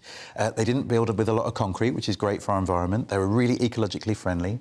And they made half of that housing available for people that needed it, like people that would otherwise have been homeless. And half of that housing we want to make available for refugees. Everybody wins. We just need a bigger pie rather than trying to slice that pie down and saying who's more deserving, someone who's fled war and terror or someone who's going to be homeless. We want to help someone everybody. who is an economic migrant who is not economically suitable enough to have their own housing. I mean, this is a problem. We are allowing people in who have to rely on social housing. I just don't understand why we're doing that. Well, economic migrant is an elastic term. Eric Haaland is an economic migrant. He's come to play football for Man City and get paid a lot of money to do that. I think you're talking about people maybe who've come from poorer countries who are willing to take jobs that some of our citizens aren't willing to take. I think we need to clean up our asylum system. There's a backlog, many people in hotels that shouldn't be. We need to fix that. But I think it's a different situation when we're talking about refugees who otherwise are going to be homeless, and we promise to offer them somewhere safe to live so they're not being bombed in Ukraine. Do we not have more of a national duty to people who have been born and bred here and pay their taxes here, though? I think we need to find a way that everybody can win, and I don't want to compete. Like, you know, we've been helping to look after families who have seen their entire country devastated by the Russians. Just a newspaper article at the weekend where Russian soldiers castrating Ukrainian soldiers. We want to evacuate people from that situation. Britain's done a good job, 175,000. That's a great start. Other countries like Poland and Romania have done way more. So I think we just need to make sure there's enough housing for everybody. And the main problem is just there's a lack of ambition to build new housing. There is a lack of ambition. That is one thing we absolutely agree on, that no matter which way you dress this problem up, unless we start building a lot more housing, then, frankly, nothing is going to get sorted. I absolutely hear what you're saying, which is that it is a deeply regrettable situation where we are having to have a conversation about who we should prioritise when it comes to the available housing stock. But unfortunately, we do have to have that conversation. Can you understand why somebody who is, say, a young working-class single mum in a council flat, or crucially not in a council flat in this case, has been waiting for a long period of time and will never get on a housing waiting list above a place above somebody who we have just said, you can come now to this country from wherever, either legally or otherwise, you will get a house because you are more vulnerable than that Indigenous Brit. I mean, that is a bit of a shocker, isn't it? I think the illegal migrants are not being housed in council housing. Sadly, they're being put into hotels, which is costing a lot of money. Think of the amount of money we've been spending on those hotels. £6 million a day. And the ability for us to do it. We've been able to find accommodation for people if we wanted to, and that's frustrating. Yeah, but the wasted money, £6 million a day that could have gone on building adequate housing. The barges they're thinking of putting in the channel to kind of house asylum seekers. I heard one estimate, £1.9 billion to put those for 2 years. Use the money better. Invest in a proper asylum system where you're going to assess people, return people if necessary, and let's build the houses that people need. Don't make it a competition. So we're fighting with Ukrainian and Afghan refugees who would be dead otherwise versus, as you say, a single mum who hasn't got somewhere to live. We don't need to have that competition. We need to help. What do they say? Well, would you be OK with the situation where we said, you've used the example of Afghans and Ukrainians a lot there, and I can understand that, and they are amongst the most vulnerable, and they are the ones who you could argue are definitely in a war zone, etc. But there's a lot of other people who simply aren't. And if you look at the most people who are coming across the channel at the moment, for example, the highest proportion of them are coming from India. We had Albania before that as well. But if we just look at lower-scale economic migrants, you say people who aren't willing to necessarily do jobs that Brits will do, I would counter that and say maybe they're just willing to be paid less for those jobs. They then have to have somewhere to live. Would you be willing to put forward some kind of stop notice for anyone who isn't from a war-torn country in the meantime until we house our own?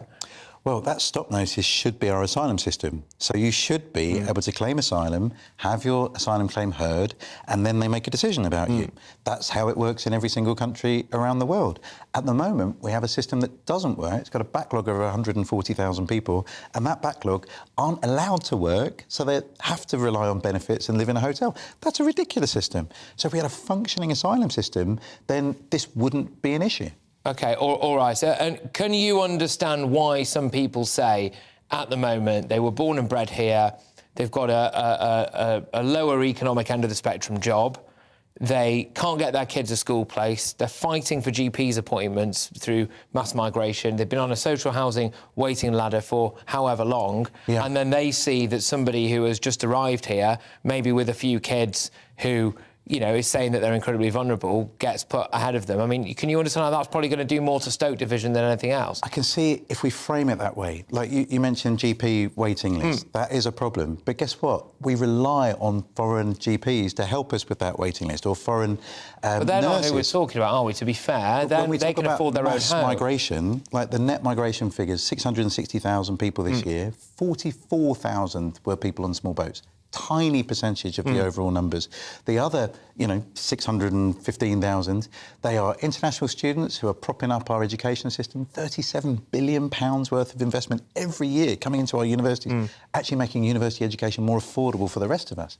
They're foreign workers that we've asked to come here to work in our hospitals and our nursing homes. So we are reliant on migration. It's not but what you've migration conveniently done there is versus- ignore the rest of it, because if that was true, we wouldn't have any places in our hospitals, would we? Because all of those people coming would be working in them. So there is a huge number of people there who are not working in those sectors. University students as well are able to bring dependents over. I don't know about you, but when I was at university, I couldn't have any dependents. I mean, it is a backdoor into Britain, what we're doing at the moment with our university system. So, realistically, until we tighten up our immigration system, we're not going to solve anything like the housing crisis. And more Brits, some of whom have fought for this country and maybe suffered huge mental issues as a result of that, are going to miss out on housing because of people who've just come over here, bumping them down a housing waiting list, aren't they? So I think we're agreed there needs to be more housing.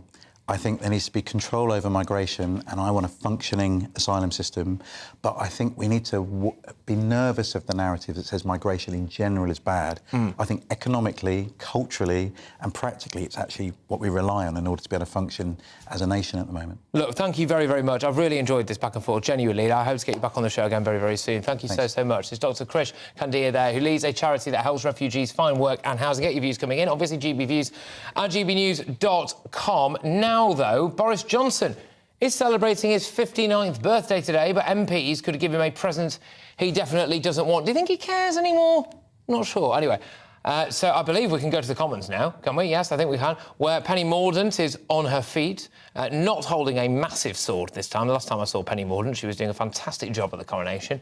But she's in the Commons at the moment, and she's discussing the Partygate debate. So MPs are going to have some kind of vote on this. They're going to be discussing a report that found that Boris Johnson lied to Parliament. Obviously, within that report, it recommended a 90-day suspension for him. But the big discussion that they're going to be having is predominantly, I would imagine anyway, about whether or not Boris Johnson will have his parliamentary pass taken off him. Later on in the show, I'll be talking to a Conservative MP who feels so strongly that Boris Johnson was stitched up by a, quote, kangaroo court, that he's bought himself a tie with a load of kangaroos on it, and he's going to wear it on the show later. So you know he means business. But yes, that's Penny Mordaunt in the House of Commons. We will bring you up to date, up to the second reporting on this Partygate debate and whether or not Boris Johnson will essentially have his parliamentary pass taken off him. But there we go.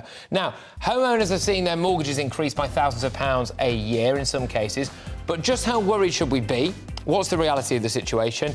Is there any help that you can get out there? And actually, frankly, who is to blame for all of this madness? I'm Patrick Christys on GB News, Britain's news channel. First and foremost, I am a GB News fan, and I was before I was working here. Just love the fact that we're asking the questions that a lot of establishment media won't ask. With a bit of a twist, we not only want to inform you, but we want to keep you entertained. It's worth the drive because you get in and the team's all ready and waiting, they're itching to go, and it's a proper little family. GB News is the people's channel. It's the audience that makes the programme sing. We're giving our viewers and our listeners a voice. I see the thousands of your letters, tweets, emails, you name it, coming in. Britain is broken. How on earth did we get into this mess? But more importantly, how do we get out of it? The establishment had their chance. Now we're here to represent you. It's time for something different. It's time for GB News. I'm very patriotic. I believe in Britain. Our best days lie ahead. Britain's watching. Britain's watching. Join us here on GB News. The people's channel. Britain's news channel. Join me, Patrick Christys, Monday to Friday, 3 till 6. We tackle the day's news agenda like you've never seen before. It's high tempo, high octane, the most controversial topics and the best guests. You will not be able to take your eyes and ears off it. I'm not afraid to ask the questions that you really want answered. 3 till 6 p.m, Monday to Friday on GB News, the People's Channel, Britain's news channel. I'm Andrew Doyle. Join me at 7 o'clock every Sunday night for Free Speech Nation, the show where I tackle the week's biggest stories in politics and current affairs with the help of my 2 comedian panellists and a variety of special guests. Free Speech Nation, Sunday nights from 7 on GB News, the People's Channel, Britain's news channel. GB News has its own late-night paper preview show, Headliners, where comedians take you through the next day's top news stories. You don't have to bother reading the newspaper, we've got it covered for you. Headliners, every night at 11 p.m, and repeated every morning at 5 a.m. We won't send you to sleep like some of the other paper review shows out there. GB News, the People's Channel, Britain's news channel. Join me, Camilla Tominey, on Sunday mornings from 9:30, taking the politicians to task and breaking out of SW1 to see how their decisions are affecting you across the UK. Bursting the Westminster bubble every Sunday morning, only on GB News, the People's Channel. Britain's watching. Every Sunday from 11, join Michael Portillo. There will be topical discussion, looking at the week before and the week to come. So kick back and relax at 11 a.m. on Sundays on GB News with me, Michael Portillo. GB News, the People's Channel, Britain's news channel. What you get for breakfast is something that, if we do our jobs right, you will wake up to news that you didn't know the night before. It's a conversation. It's not just me and Eamon. We want to get to know you, and we want you to get to know us. From 6, it's Breakfast with Eamon and Isabel. Monday to Thursdays on GB News, Britain's news channel.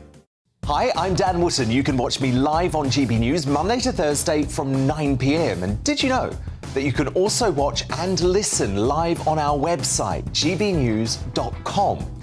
You'll always be up to date on the latest breaking news, as well as enjoying the best stories, opinions and shows. You can even join the debate under our live player as you're watching. So head straight to gbnews.com on TV, radio and online. GB News, Britain's news channel.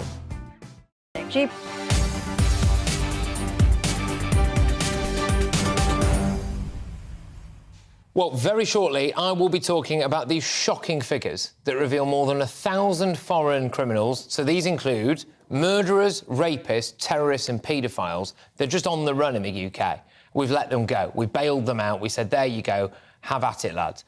And there's the extraordinary story of the teacher who called a schoolgirl despicable because she refused to accept a classmate's claim that she identified as a cat. Now, look, check this out. At the moment, there is a school teacher at a different school who dared to suggest that the primary school-age pupil that they were talking to should not be able to change their gender. They refused to call them by their changed gender. That teacher has been dismissed and is now looking at having to sell their house to cover the legal costs. So, essentially, they could be made homeless. And now we have a teacher, and I'll be playing you some of the audio of it very, very shortly, some good leaked audio, this, of a teacher absolutely berating and, in fact, losing a debate to a child, actually, on whether or not that their classmate should be accepted as a cat. What on earth? Who are these idiots teaching your kids? Anyway, Prime Minister Rishi Sunak has ruled out mortgage support in light of further expected interest rate rises due to take place this Thursday. Now, this is an absolutely massive story, OK? An absolutely massive story, because this is the fundamental mismanagement of our economy by the people who we trust most to deal with our money. These are the people who wholeheartedly back lockdown. These are the people who managed to write off a load of money for things like Ukraine, etc. A lot of people will think that's fair enough, don't get me wrong. But they're also the people who we trust to manage things like interest rates. And when you hear stories like this and what's coming around the corner, and you think these people should be held more accountable than they are, the Bank of England has raised the base rate from 0.1% to 4.5%. And a think tank says that annual mortgage repayments are set to rise by £2,900 for the average household remortgaging this year. We are the People's Channel, so we went out and about to Hull to find out what people there think about spiralling mortgage rates. I think this 6%, what you say, I'll just say, well, no, we can't do that. We can't do that. Prices are too high. Cost of living knocks everybody for six. And now these price increases on mortgages. I've never bought in my life, never ever bought, never wanted to really. But my heart goes out to everybody who wants to, because they want to, but they cannot because of these increases. It's absolutely scandalous. If we go back just 5-10 years, where people weren't being properly assessed by mortgage companies as to whether or not they could afford them, a lot of people stretched their elastic a bit and made up a few numbers, and they were in serious trouble in next to no time with mortgage rates going up. When we actually bought our house, we got a new build and we signed up for like a lifetime sort of mortgage advisor. So it was really useful, because now whenever we need to remortgage, they get in touch and kind of put the figures to us. They do all the research, so it's really, really useful, yeah. Right, well, there we go then. So that's what the fair people of Hull thought about all this mortgage madness. But there's lots more still to come between now and 4 o'clock, of course. But I am going to be talking to Sally Mitchell, who's a mortgage advisor and broker. Look, Sally, thank you very, very much. This will affect basically everybody, directly or indirectly, at the moment. And this feels as though the kind of economic weathermen have got it incredibly wrong, and now ordinary people are potentially going to lose their houses as a result. Is there any truth to that? I mean, it's a really shocking situation, there is no doubt. And a lot of people are saying it's mismanagement, that the Bank of England have dropped the ball. In many ways, it's just been almost like a perfect storm for this sort of nightmare to happen. We can go back as far as Brexit, not that we probably want to, but we can go back as far as Brexit. And then we had the mini budget. We remember that so well. That had a huge effect on the market. And to be fair, since November, we have been riding the wave, the tsunami that's happened after all of those things came together. And it doesn't look like it's going to change anytime soon. There was a little bit of respite. February, March, things seemed to settle down, rates did settle, but now we're just looking at the next chapter, which is, 6%.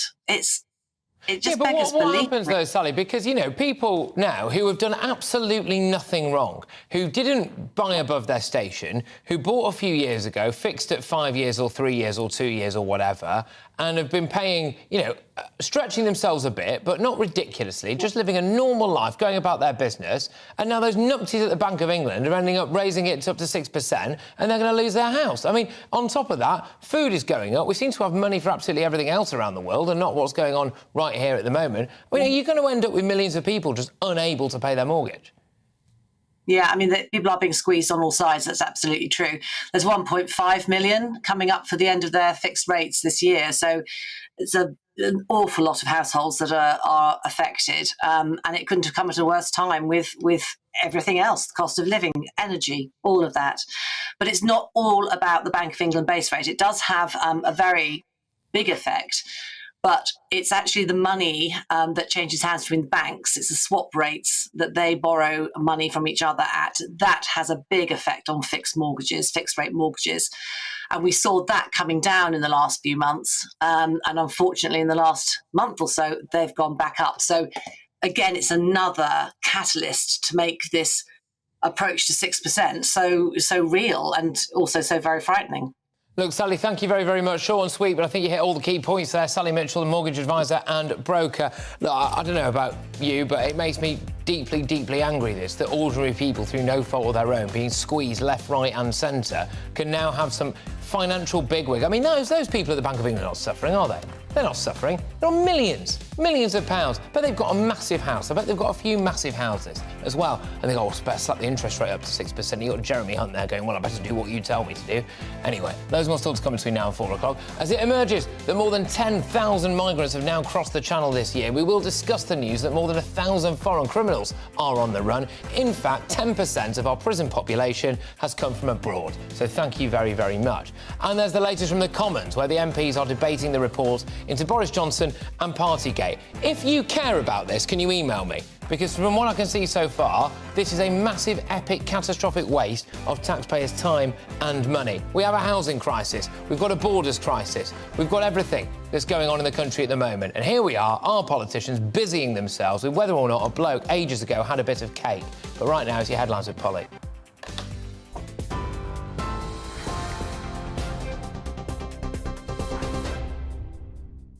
Patrick, thank you. The headlines. Well, the House of Commons has begun a debate on the report that found Boris Johnson lied over Partygate. MPs are today deciding whether to sanction the former Prime Minister after the Privileges Committee last week found he repeatedly misled the House. Commons leader Penny Mordaunt said minutes ago she would vote in favour of the report into Johnson's conduct.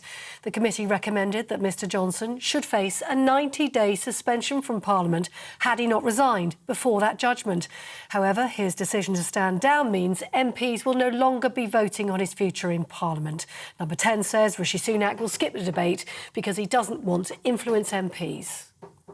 The US Coast Guard has told GB News they're coordinating a search for a missing vessel but are unable to confirm any further details. It follows reports that a submersible taking tourists to the site of the Titanic wreckage is now missing. More details on that just as soon as it comes to us. And as you've been hearing, police have broken up an Albanian gang that allegedly brought migrants into the UK on small boats. 3 members of the crime group were arrested early this morning by officers from the National Crime Agency. GB News understands the group has been charging migrants more than £7,000 a journey. And the arrests come as nearly 11,000 illegal migrants have crossed the English Channel in small boats since the beginning of this year. And mortgage rates in the UK have reached a new record high this year, increasing costs for borrowers and those who'd like to buy a house. A 2-year fixed home loan now has a rate of just above 6%. That's according to financial firm Moneyfacts. This morning, the Prime Minister ruled out any extra government assistance for households struggling with payments. Those are your latest news headlines. More available by heading to our website, gbnews.com.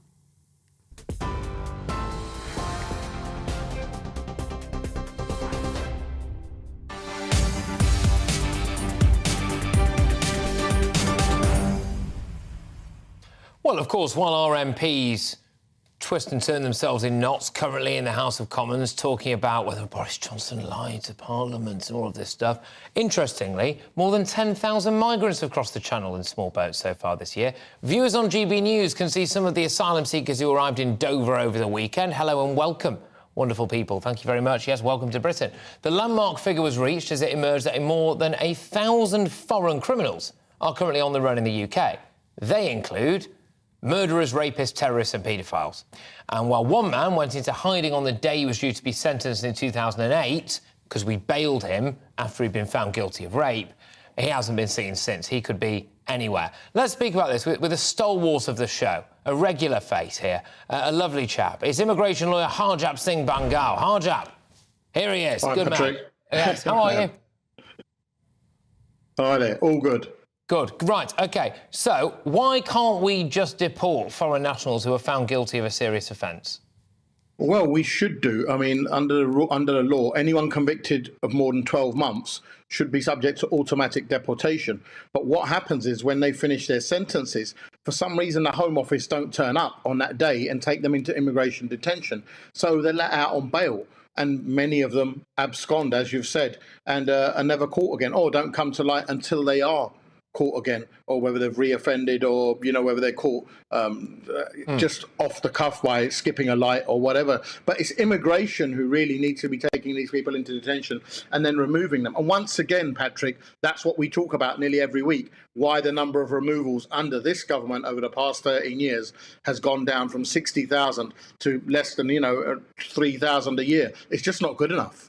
But this is surely an easy win, OK? If you come to this country and you rape somebody, instead of going to prison, you get deported. Why are we even in a situation where we go, well, you've been found guilty of this crime, we'll bail you until, if you want to come back at some point, we'll send you to prison. So obviously they don't come back.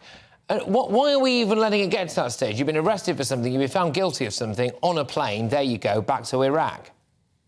Yeah, and what happens is if you're found guilty of something, then wherever you've committed the crime, you have to serve the sentence. So they serve their sentence here, but it's at that point when the sentence has been served that they need to be put on a plane and sent back. And it's not as if the Home Office doesn't have time to deport them. If someone's sentenced for 10 years, the Home Office has 10 years to arrange for that paperwork to be sent back. It's not as if the Home Office hasn't got any notice. Well, it's not like they just find out on Wednesday that someone's going to be released on Thursday. They've known for 10 years that this person sentenced for rape or whatever is going to be released on this date, and that they need to have everything ready. Yeah, it's just another example of the Home Office being broken and the failings under the system where they can't deport these people who've been convicted, and they should be rightly deported. However, and due to the Home Office not being able to deport them, then the jail can't keep them longer than their prison sentence. So they have no other option but to bail them out and say, right, you have to come back or go to your report, self-report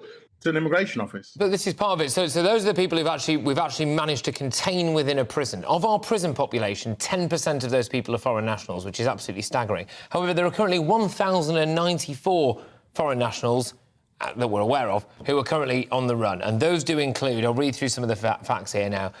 We've got 5 murderers and 38 violent offenders, 5 terrorists, 11 rapists, several paedophiles and 13 other sex offenders, as well as 352 people who've been found guilty of being parts of drug gangs, including smuggling huge quantities of cocaine and heroin into the country. So these people just disappear. I mean, presumably, once we've caught them, if we catch them, and we then know, can we then deport them then, or do they still have to serve a prison sentence here? No, once you catch them, you can deport them. The problem is we don't have return agreements with a lot of countries. So a lot of countries won't take people back, or they won't take them back to where initially they've claimed asylum or something like that.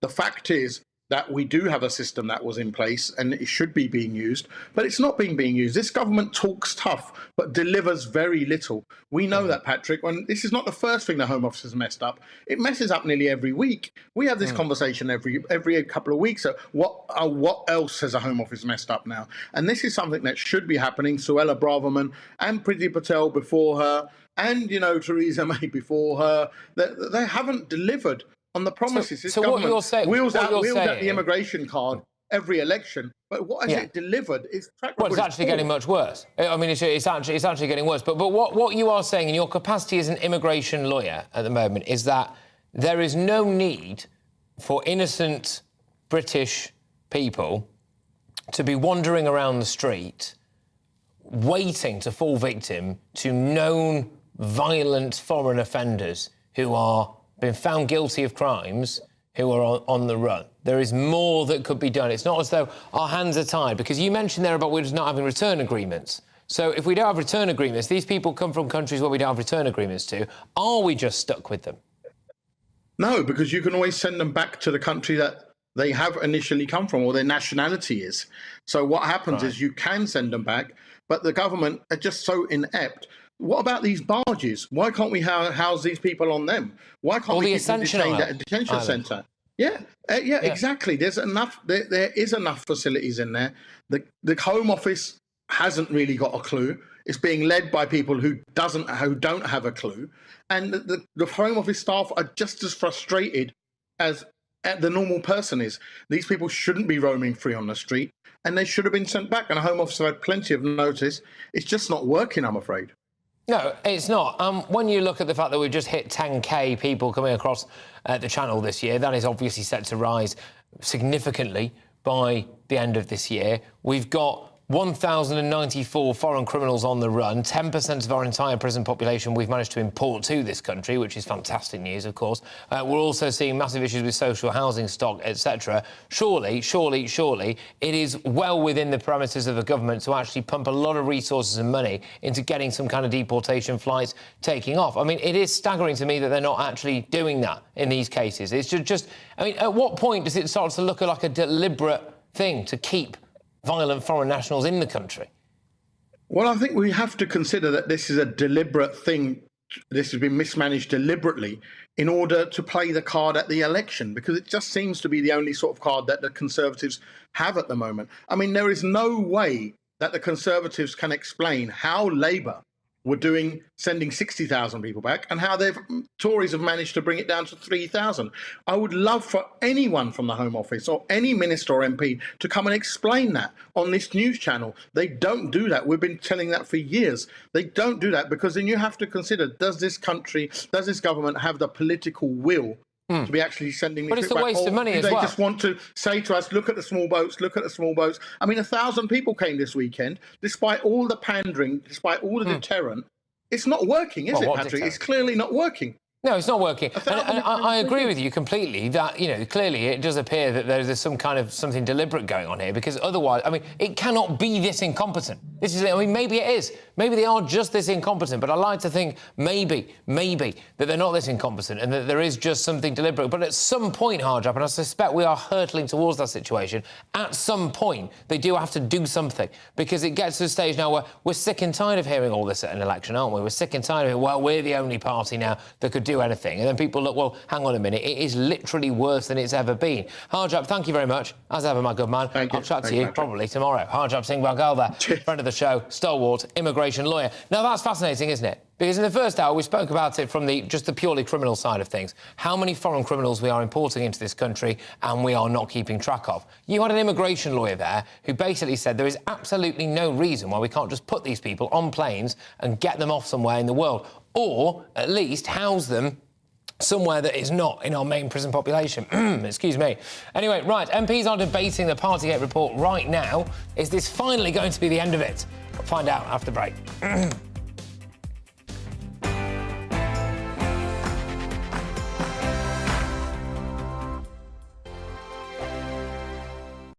Like all families, we have arguments every now and then. but actually we agree on what the mission of GB News is, and that's the most fundamentally important thing.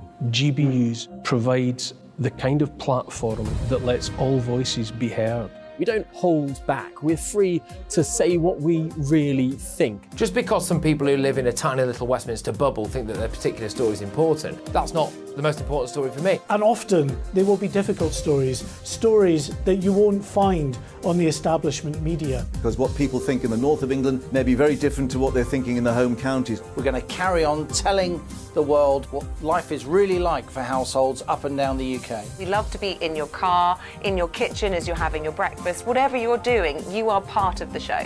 If it matters to you, it matters to us. Britain's watching. Britain's watching. Britain's watching. We're proud to be GB News, The People's Channel. Britain's news channel. Monday to Thursday, 9 p.m. till 11 p.m. Join me, Dan Wootton. I'll bring you the sharpest takes and hottest debates. Do you not believe in prison? I don't believe in prison. I'm completely stunned. I guarantee you there'll be no spin, no bias, no censorship. I actually was personally quite offended by it. And no reason to go to bed. So I guess they've always been quite woke. That's Dan Wootton tonight on TV, radio and online. Monday to Thursday from 9 p.m. till 11 p.m. on GB News. The People's Channel. Britain's news channel. Nightmare commute. Kick it up a gear with me, Patrick Christys, at drive time, 3 till 6 p.m, Monday to Friday on GB News Radio. You can listen online and on DAB+, on the smart speaker app and on the GB News app. And if you've got an Alexa, all you have to say is, Alexa, play GB News. We're also on TuneIn and the Radio Player apps. From the school run to rush hour, get revved up with me, Patrick Christys, on GB News and GB News Radio. So Jubes and Kerr, we tackle the issues of the day with real robust debate, both sides of the fence, battling it out with me in the middle with my forthright opinions and views. And often really interesting things happen because you start with a position and then by the end of the debate you find actually, well, I might not have thought about that one. What we need in this country is 2 new political parties. You should maybe think about doing a 2024 calendar. I'm Michelle Dewberry and I'm keeping you company right through until 7 o'clock this evening. GB News, the People's Channel, Britain's watching. Westminster is going around in ever-decreasing circles, followed by the media. Britain is broken. How on earth did we get into this mess? But more importantly, how do we get out of it? Join me at 7 p.m, Mondays to Thursdays on Farage, here on GB News. We will have open, rational debate. We've got to work out how Britain moves forward from this. Join us here on GB News, the People's Channel. Britain is watching. You've probably seen politicians interviewed 1,000 times, but we do it differently. We find out who they really are, we don't shout, we chat, and hopefully we bring a bit of light, not just heat. Did you know Kate Moss? Apparently. Do you have a pair of jeans or a pair of jeans? No, of course I don't. What would I do with them? My friends are like, oh my God, what's she doing now? Join me every Sunday at 6 for Gloria Meets, only on GB News, the People's Channel, Britain's news channel.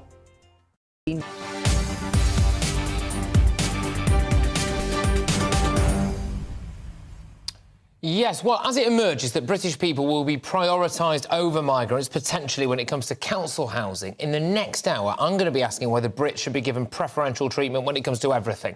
Doctors' appointments, other essential services. I think they should. I make no excuses for that. But Boris Johnson is celebrating his 59th birthday today. Hopefully he can have a cake in peace this time. But MPs could give him a present he definitely doesn't want. They're debating the Partygate report that found that Johnson deliberately misled Parliament. I'm joined now by former Conservative MP Louise Mensch. Louise, thank you very, very much. Is this a waste of taxpayers' time and money, do you think? Oh, absolutely. And I think, honestly, this committee has overreached so far. They've almost gone into space. You've already heard loads of Conservative MPs saying that they would have voted against it. Apparently, Boris has asked them not to bother. It's just going to go through on the nod. But the fact that the Conservatives aren't really even taking part in this shows that if Parliament's been brought into contempt, it's the members of this committee who've brought it into contempt, not Boris Johnson. I mean, why on earth, when we've just spoken there about a housing crisis, about a migration crisis, about a crisis when it comes to foreign nationals walking the streets of Britain in this country, we've got energy issues, we've got all sorts, mortgage rates crisis, and our MPs, who we pay their wages, are currently having the umpteenth debate about Partygate in the House of Commons. Do you think that the British public have a right to say stop it? I really do, honestly. And I think these people are, frankly, a little bit obsessed with Boris Johnson. He was turfed out as Prime Minister. Fine, he's gone. We've had 2 Prime Ministers since then. And as a Tory, I regret to say that Rishi Sunak is trailing disastrously in the polls. He could have put a stop to this at any time, but he is determined to go through with it, obviously because he is afraid he's going to lose the next election and Boris Johnson will make a comeback. Like you said, there's real things that's going on in people's lives. There's a cost of living crisis, there's a small boats crisis. Honestly, aren't they just a little bit bored of hearing the sound of their own voices on this issue? I read this report. I've sat on a similar committee, and I can tell you I thought this report was an unbelievably shoddy piece of work in which spite and pettiness jumps out from every single page. They had no facts at all, and all the report is them saying, well, Boris Johnson said this, these other guys said that, and we don't believe Boris Johnson. That's not a report. That's just vengeance. It's vendettiveness. It's spite, nastiness. And I think the British people have got better things to do than listen to this all day. Yeah, a report that was written largely by a woman who'd already called Boris Johnson a liar, alongside a bloke who may or may not have broken the lockdown rules in a worse way than Boris Johnson anyway, and now being discussed in Parliament despite the fact that Boris Johnson has already said that he won't stand to be an MP. I mean, it's absolutely bonkers. Louise, just one more question quickly for you. When are you going to come back and run the country? What have I ever done to you? That's my question. What have I ever done to you? Honestly, who would want that job if you see what happens to politicians that try to make a difference? All right, look, Louise, thank you very, very much. Great to have you on the show. Sorry it was a bit short and sweet. We've got a lot to fit in. It's Louise Mentor, former Conservative MP. Right, let's bring you a couple of stories involving the controversial topic of schools and children and trans and gender. Rishi Sunak is bringing in a new policy that means schools will be forced to tell parents if students are questioning their gender, as it's emerged that a teacher has branded a 13-year-old girl despicable because she refused to accept that her classmate is now a cat. Joining me now is Peter Williams, who's the director of the Family Education Trust. Peter, thank you very much. First things first, should teachers be making pupils accept that their classmate is a cat?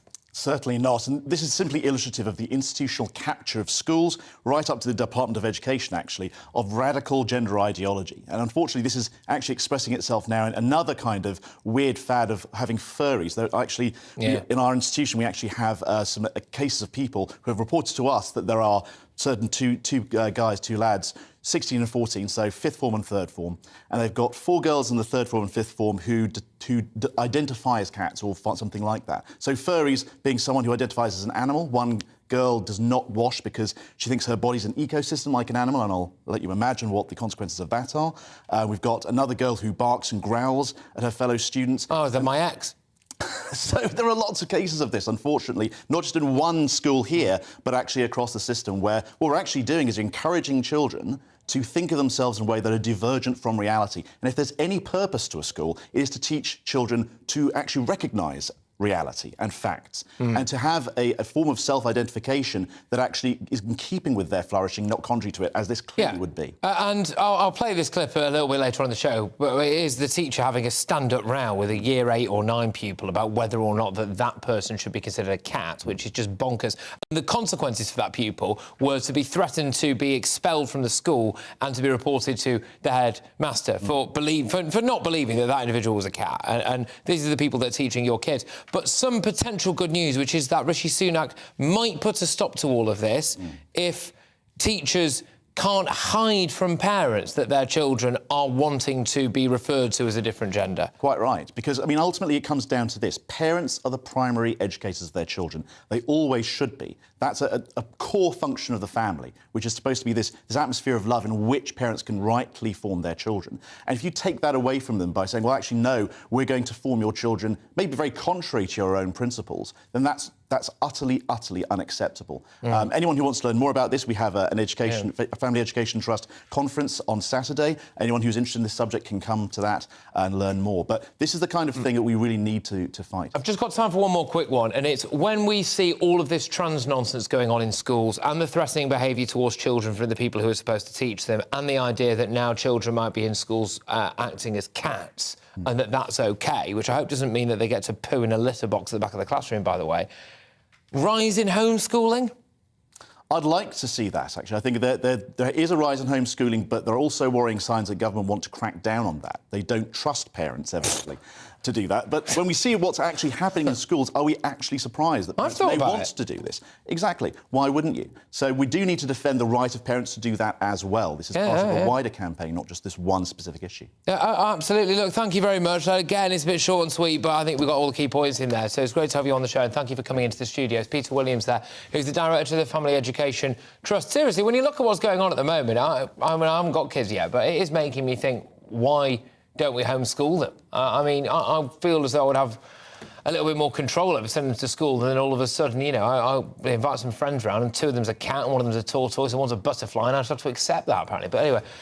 Right, British people are set to be given priority over migrants for council housing. I say about time too, but when I come back, I'm branching this out. I'm moving the discussion on. Should Brits be given priority for all public services? I have a good debate on that. And the MP, who feels that Boris Johnson was stitched up by a kangaroo court so strongly he's got a kangaroo tie, and he'll be on in a second. Patrick Christys, GB News, Britain's news channel.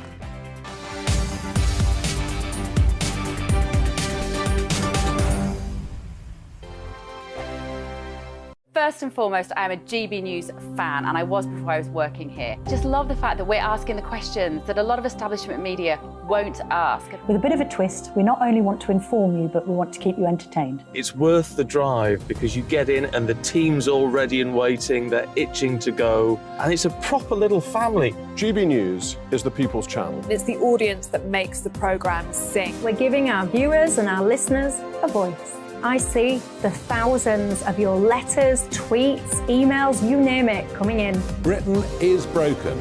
How on earth did we get into this mess? But more importantly, how do we get out of it? The establishment had their chance. Now we're here to represent you. It's time for something different. It's time for GB News. I'm very patriotic. I believe in Britain. Our best days lie ahead. Britain's watching. Britain's watching. Join us here on GB News. The People's Channel. Britain's news channel. Join me, Patrick Christys, Monday to Friday, 3 till 6. We tackle the day's news agenda like you've never seen before. It's high tempo, high octane, the most controversial topics, and the best guests. You will not be able to take your eyes and ears off it. I'm not afraid to ask the questions that you really want answered. 3 till 6 p.m, Monday to Friday on GB News, the People's Channel, Britain's news channel. I'm Andrew Doyle. Join me at 7 o'clock every Sunday night for Free Speech Nation, the show where I tackle the week's biggest stories in politics and current affairs with the help of my two comedian panellists and a variety of special guests. Free Speech Nation, Sunday nights from 7 on GB News, the People's Channel, Britain's news channel. GB News has its own late-night paper preview show, Headliners, where comedians take you through the next day's top news stories. You don't have to bother reading the newspaper, we've got it covered for you. Headliners, every night at 11 p.m, and repeated every morning at 5 a.m. We won't send you to sleep like some of the other paper review shows out there. GB News, the People's Channel, Britain's news channel. Join me, Camilla Tominey, on Sunday mornings from 9:30, taking the politicians to task and breaking out of SW1 to see how their decisions are affecting you across the UK. Bursting the Westminster bubble every Sunday morning, only on GB News, the People's Channel. Britain's watching. Every Sunday from 11, join Michael Portillo. There will be topical discussion, looking at the week before and the week to come. So kick back and relax at 11 a.m. on Sundays on GB News with me, Michael Portillo. GB News, the People's Channel, Britain's news channel.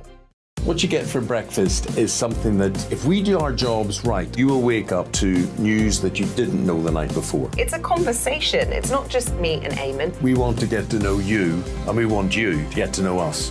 From 6, it's Breakfast with Eamon and Isabel. Monday to Thursdays on GB News, Britain's news channel.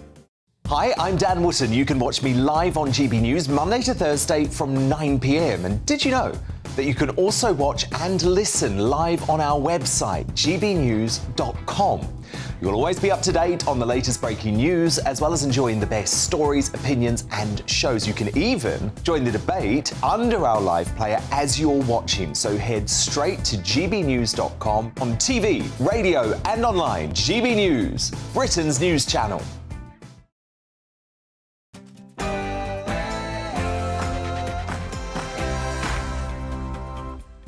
It's 5 p.m, it's Patrick Christys, it's GB News. Now, you will have heard the story about British nationals getting potentially priority social housing over migrants, but I want to move that story on. Should we be putting Brits ahead at the top of the queue for everything? GP appointments, dentist appointments, school places. Should Brits be this country's priority? That's what I want to know. In other news, I'm going to be talking a lot about this story as well. Ramp up stop and search, says the Home Secretary, Suella Braverman. She wants more common sense policing. She doesn't want it to be considered racist. I'm going to be having a chat about this because when you actually look at the people who are disproportionately affected by knife crime, they come from the BAME community. So why, oh why, would it be considered racist to try to stop people in the street and ask them if they are carrying a knife? It would actually save more ethnic minority lives than white lives, potentially. We're also going to be talking, of course, about this. 10,000 Channel migrants have arrived this year. Presumably, this time next week, I'll be standing here talking about the 11,000 number or the 12,000 number, and we'll just do that repeatedly until we hit another record. It also comes on the day that it's been revealed that we have 1,094 foreign criminals, including rapists, terrorists and murderers and paedophiles, wandering the streets of Britain because they've gone on the run. So, there we go. And it is just 9 days to go until I dance on stage with the Dream Boys, the UK's best, apparently, group of male strippers. I'm doing it to raise money and awareness for the mental health charity Mind, because male suicide is unfortunately the biggest killer of men under the age of 40. You have raised so far around £65,000. Thank you very, very much. It's justgiving.com/fundraising/challenge Christys. That's how you can donate. I have to get my chest waxed at the end of this week because you lovely people managed to raise more than £60,000. That's all booked in. I've got my final rehearsal with the Dream Boys next Tuesday, and next Wednesday I'm on stage making an absolute crackpot of myself, all for charity. Patrick Christys on GB News.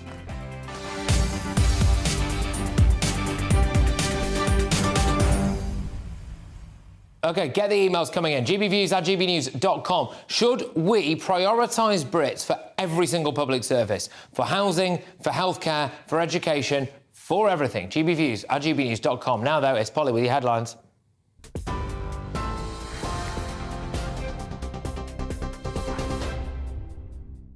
Patrick, thank you. Good afternoon. Well, the House of Commons is right now debating on the report that found Boris Johnson lied over Partygate. Let's take you to the House of Commons to show you live pictures of that debate. They're deciding whether or not to sanction the former Prime Minister after last week the Privileges Committee found Boris Johnson repeatedly misled the House of Commons. Well, in the last half hour, I can tell you that the Commons leader, Penny Mordaunt, said she would vote in favour of the report into Johnson's conduct. Number 10, by the way, we can see Theresa May there, the former Prime Minister, getting to grips with that debate as well, where the current Prime Minister, Rishi Sunak, saying he's going to skip the debate because he doesn't want to influence the outcome of any decision that's made today in the House of Commons. We'll keep tabs on what's happening in the House for you throughout the rest of the afternoon. Now, the Metropolitan Police has confirmed it's looking into 3 potential breaches of COVID regulations between June 2020 and May 2021 at Downing Street and at Chequers. That's after the Sunday Mirror obtained video footage appearing to show Conservative staff partying during the pandemic lockdown and apparently joking about restrictions at the time. Rishi Sunak has commented on this as well. He says he doesn't want to interfere in this matter. Well, this committee was established under the former Prime Minister. It commanded the confidence of the House at the time, and I'm sure that they've done their work thoroughly, and I respect them for that. Obviously, this is a matter for the House, not for the government, and that's why each and individual colleagues will make up their own mind when the time comes. So you're not going to be there? I said each and individual colleague will make up their own mind when the time comes. This is a matter for the House rather than for the government. It's an important distinction, and that's why I wouldn't want to influence anyone in advance of that vote. Well, the former Prime Minister, David Cameron, has been telling the COVID-19 inquiry it was a mistake not to look at different types of diseases when preparing for future pandemics. Mr Cameron was giving evidence to the independent inquiry into the UK's response to the COVID-19 pandemic. So much time was spent on a pandemic influenza, and that was seen as the greatest danger, and we've had flus, we had very bad years for flus, so it is a big danger, but why wasn't more time and more questions asked about what turned out to be the pandemic that we faced. And it's very hard to answer why that's the case. And I'm sure this public inquiry is going to spend a lot of time on that. David Cameron. Now, the US Coast Guard has told GB News they are coordinating a search in the Atlantic Ocean for a missing vessel that's gone missing. There are reports that a submersible was taking tourists to the site of the Titanic wreckage. The vessel, we understand, operated by Ocean Gate Expeditions. That's a US-based company that offers visits to the area where the Titanic lies more than 12,000 feet below the surface. That's the latest information we have on the missing vessel. It's operated by Ocean Gate Expeditions. No further detail as to where that submersible is. Here at home, police have broken up an Albanian gang that allegedly brought migrants into the UK on small boats. 3 members of the crime group were arrested early on this morning by officers from the National Crime Agency. GB News understands the group has been charging migrants more than £7,000 a journey. The arrests come as nearly 11,000 illegal migrants cross the English Channel in small boats since the start of this year. Mortgage rates in the UK have reached a new high, increasing costs for borrowers and those who'd like to buy a house. A 2-year fixed home loan now has a rate of just above 6%. And this morning, the Prime Minister ruled out any extra government assistance for households struggling with payments. The Home Secretary has said she is urging police chiefs across the UK to ramp up the use of stop and search powers. Suella Braverman said officers in England and Wales who use the powers have her full support to prevent violence and save more lives. However, critics of stop and search say it disproportionately targets black and ethnic minority communities. The Home Secretary told the Commons she wants every community to be able to trust in stop and search, but added it must be a power that's used responsibly. It's always heartbreaking and distressing to read reports about stabbings and shootings. I'm struck by how often mothers of murdered young black men say that stop and search could have saved their sons' lives. We owe it to them to heed their call. The facts are on their side. Stop and search works and is a vital tool in the fight against serious violent crime. Train drivers at 16 rail operators will refuse to work overtime for 6 days next month in their ongoing dispute over pay. ASLEF said its members will withdraw non-contractual overtime, that's known as rest day working, from Monday the 3rd of July to Saturday, July the 8th. The walkouts coinciding with the first week of Wimbledon. The Prime Minister has told President Zelensky of Ukraine that his country's counter-offensive against Russia is making good progress. The two leaders spoke early this morning as Kyiv's troops sought to retake territory occupied by Putin's forces. Rishi Sunak saying the UK is still firmly behind Ukraine and small steps forward will bring success.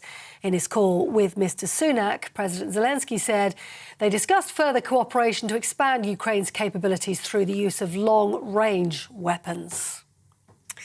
You're up to date on GB News. More news as it happens. Back now to Patrick.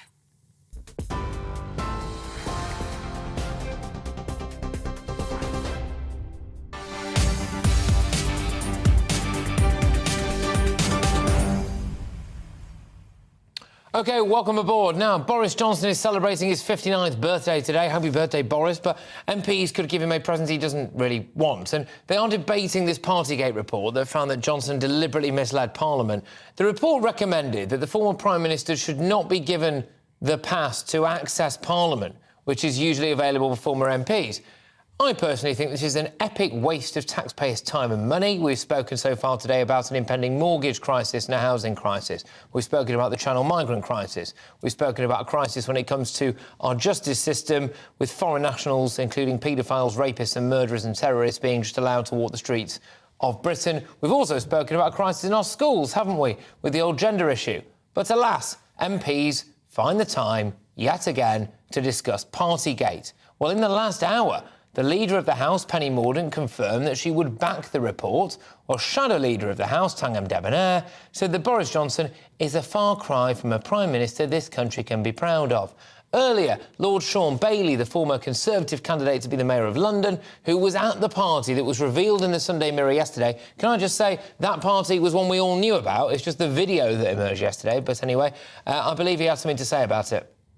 I was very upset about the video as well. I'd never seen it before, and it obviously turned into something once I had left. I didn't realise that. But like I say, I'll say something to the BBC at a later date. Jingling and mingling, sir. Like, how is that acceptable?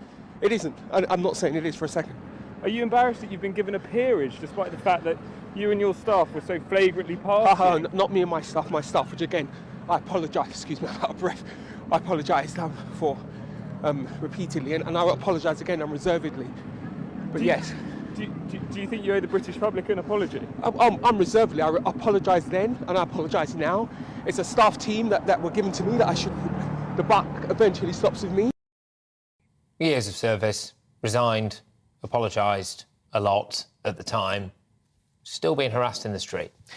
To discuss that, as well as our top story of the day, which is that British people will be prioritised over migrants when it comes to council housing, I am joined by the Conservative MP, Brendan Clark-Smith. Brendan, thank you very much. Now, I believe that you have a special tie on today. What is it and why?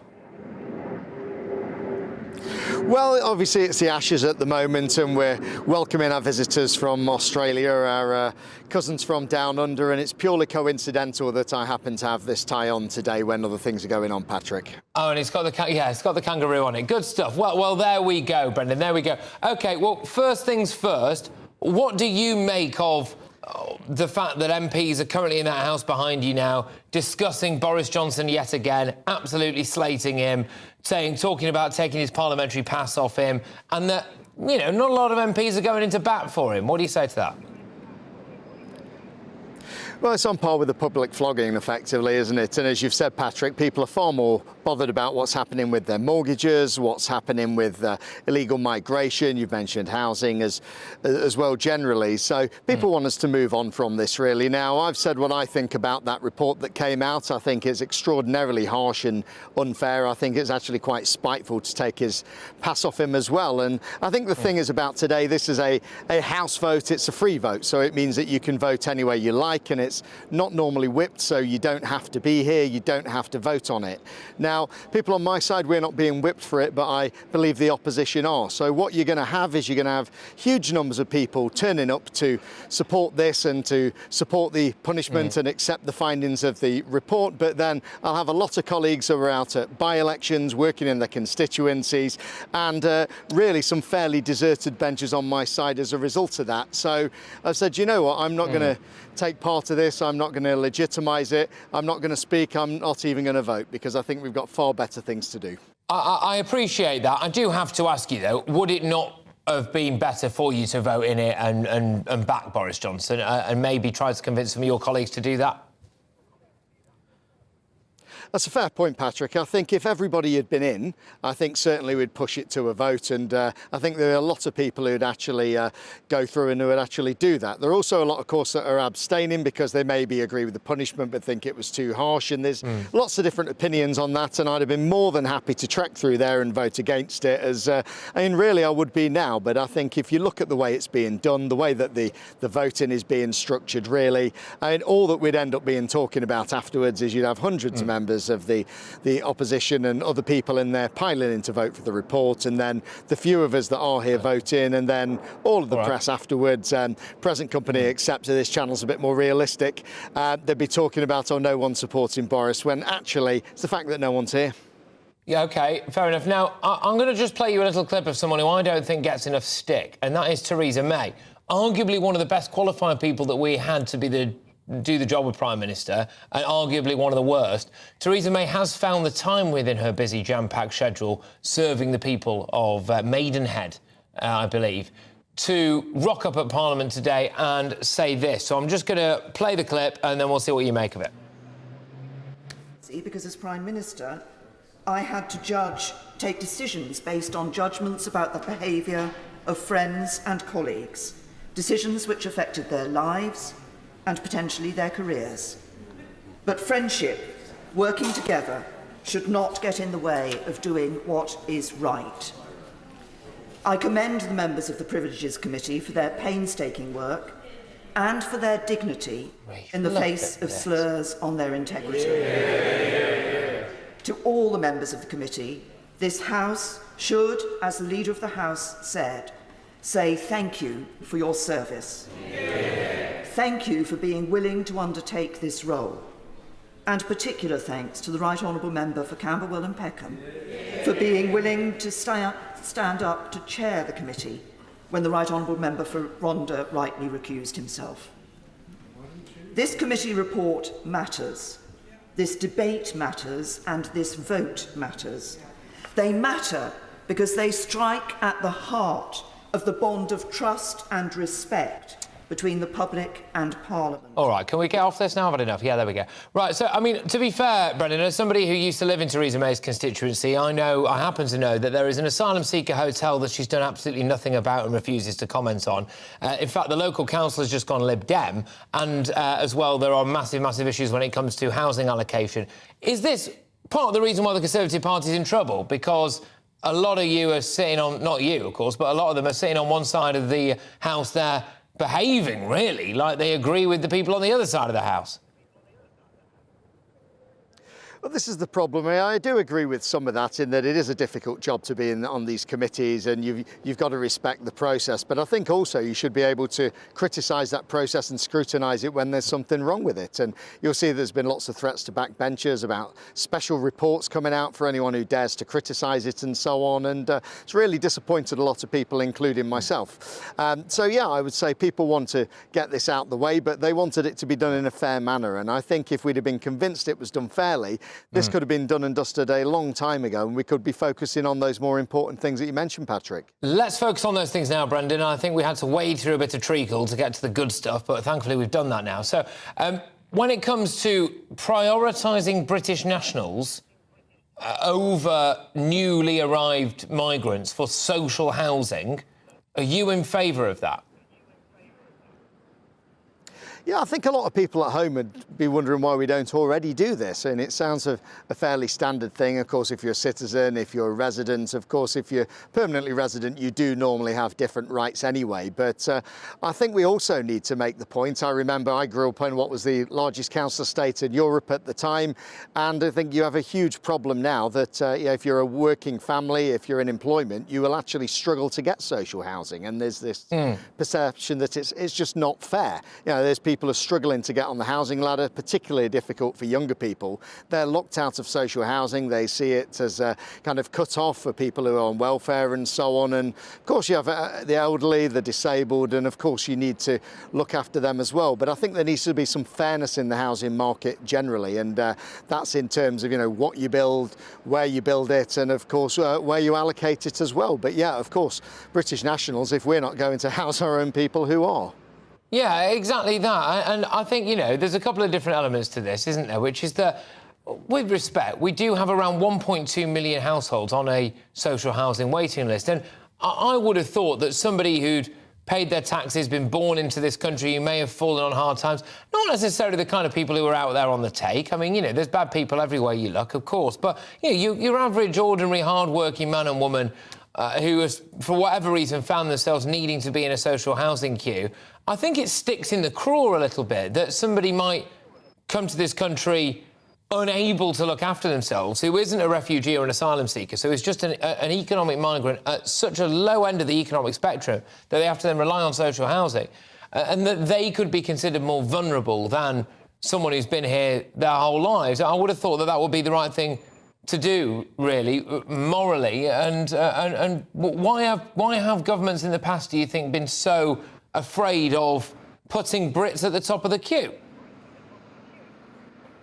Well, there's a political correctness element, and I've been an immigrant before. I've lived in Norway and Sweden and Romania, and I wouldn't dare go to their governments and ask them to house me. I expect to go over to contribute to society, to pay my taxes, as of course many people do here, and then they find their own housing, which they pay for out their own pockets, and they contribute to the economy, which is great. But there are those people who jump the queue, don't really add much. Of course, a lot of our seaside towns and other places have been decimated because the hotel industry there is being completely packed by people cheating our system as well. So I think there's a really, really big issue there. We already have an issue with our own population and the amount of housing that we've got. And you look at the net migration figures and you say, really, this is quite unsustainable. So we need to be having a sensible conversation about that. And certainly, I think looking after British people who need housing is a good start.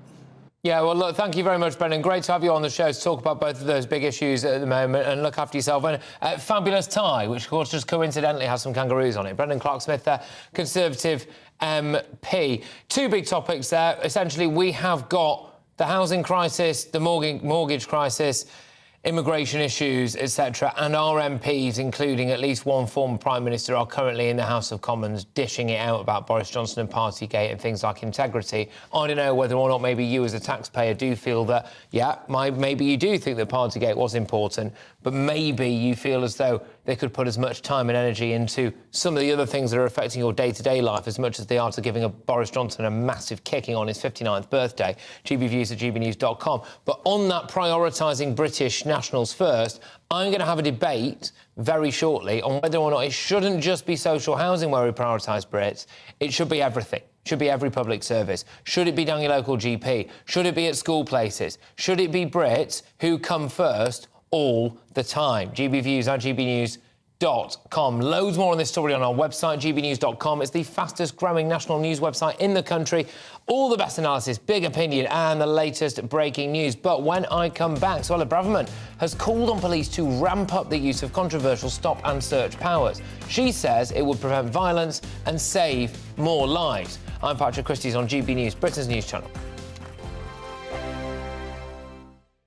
Like all families, we have arguments every now and then, but actually we agree on what the mission of GB News is, and that's the most fundamentally important thing. GB News provides the kind of platform that lets all voices be heard. We don't hold back. We're free to say what we really think. Just because some people who live in a tiny little Westminster bubble think that their particular story is important, that's not the most important story for me. And often there will be difficult stories that you won't find on the establishment media. Because what people think in the north of England may be very different to what they're thinking in the home counties. We're going to carry on telling the world what life is really like for households up and down the UK. We love to be in your car, in your kitchen as you're having your breakfast. Whatever you're doing, you are part of the show. If it matters to you, it matters to us. Britain's watching. Britain's watching. Britain's watching. We're proud to be GB News, the People's Channel, Britain's news channel. Monday to Thursday, 9 p.m. till 11 p.m. Join me, Dan Wootton. I'll bring you the sharpest takes and hottest debates. Do you not believe in prison? I don't believe in prisons. I'm completely stunned. I guarantee you there'll be no spin, no bias, no censorship. I actually was personally quite offended by it. And no reason to go to bed. So I guess they've always been quite woke. That's Dan Wootton tonight on TV, radio and online. Monday to Thursday from 9 p.m. till 11 p.m. on GB News. The People's Channel. Britain's news channel. Nightmare commute. Kick it up a gear with me, Patrick Christys, at drive time, 3 till 6 p.m, Monday to Friday on GB News Radio. You can listen online and on DAB+, on the smart speaker app and on the GB News app. And if you've got an Alexa, all you have to say is, Alexa, play GB News. We're also on TuneIn and the Radio Player apps. From the school run to rush hour, get revved up with me, Patrick Christys, on GB News and GB News Radio. So Jubes and Kerr, we tackle the issues of the day with real robust debate, both sides of the fence, battling it out with me in the middle with my forthright opinions and views. And often really interesting things happen because you start with a position and then by the end of the debate you find actually, I might not have thought about that one. What we need in this country is two new political parties. You should maybe think about doing a 2024 calendar. I'm Michelle Dewberry and I'm keeping you company right through until 7 o'clock this evening. GB News, the People's Channel, Britain's watching. Westminster is going around in ever-decreasing circles, followed by the media. Britain is broken.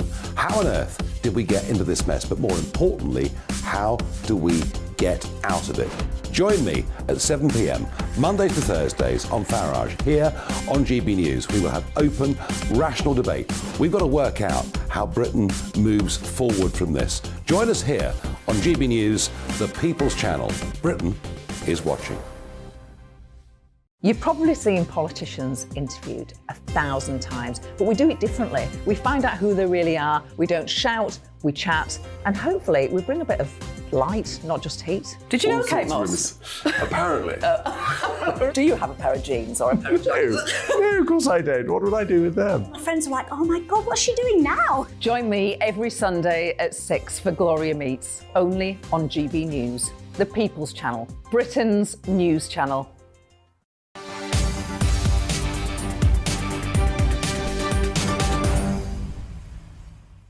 Well, in a few minutes, we will be debating whether British people should get preferential treatment ahead of migrants when it comes to council housing, GP appointments, school places, any public sector. It's hot off the back of apparently the Tories now thinking of giving them priority when it comes to social housing. Should it go further than that? But in other news, Suella Braverman has called on police to ramp up the use of controversial stop and search powers to prevent violence and save more lives. The Home Secretary says officers who use the powers have her full support. Braverman has singled out young black males who she says are disproportionately affected by knife crime. It's always heartbreaking and distressing to read reports about stabbings and shootings. I'm struck by how often mothers of murdered young black men say that stop and search could have saved their sons' lives. We owe it to them to heed their call. The facts are on their side. Stop and search works and is a vital tool in the fight against serious violent crime. So I'm joined now by Ken Hines, who's the chair of Haringey's Independent Stop and Search Monitoring Group. Ken, thank you very, very much. Great to have you on the show, mate. Good to see you. Now, look, so in London specifically at the moment, apparently 13% of the total population is black, but unfortunately 45% of London's knife murders are for people who are black. When stop and search is called racist, is it, or is it actually potentially disproportionately there to try to help young black, mostly men? What do you think? Personally, it's how stop and search is used and what it's used for. We're told that stop and search is good for tackling knife crime and finding weapons, but yet less than 2% of their searches lead to a finding of a weapon of any kind. Now, you might say just getting one knife off the street is great, but I will argue it and say this way, not when it further alienates the very community that you're saying there, that you're saying you're trying to support. The simple fact is there is no alternative but to getting good quality community intelligence. Now, you're not going to get that when, as I said, that you're rocking up and 80% of your stop and search leads to no further action.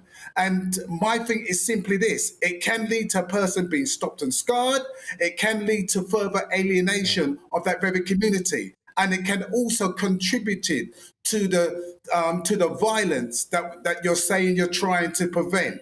It doesn't help when you've got a Home Secretary who's not fit for office, that says things that that's illegal, to saying they're targeting young black men. Now, again, we see so much videos on social media where the police are using excessive force on young children who we call it adultification. And I have serious concerns that I understand that. Yeah, I understand that completely. I do also see a lot of videos on social media of police officers being treated like absolute trash, for example, with no respect. I can see it both ways. What is the solution then, Ken? Because, again, I'm reading a headline here now. Black Londoners 3 times more likely to be murdered than other ethnic groups. So if stop and search for you isn't the answer, what is? Yes, you know, I really am concerned also about the level of disrespect that young people are showing the police who are trying to do a difficult job. But my thing is simply this. The Brent police had done a project with myself, we called Positive Spaces, where they had people, my group, go into these hotspot areas and actually engage with the young people who may be involved in antisocial behaviour or even smoking a bit of weed. So what we do, we have a conversation with them and we change their attitude. What that does, it stops the need for the police to come into that space. So it frees up the police time to tackle more serious crime. Okay. Now, I'm all in favour for tackling, for getting knives and guns off our streets, but I'm not in favour for the police to rock up on young people who are innocent, put them into handcuffs, and further traumatise them emotionally and physically. That's the only way. You can only work with a community that, as you said, disproportionately affected by the violence.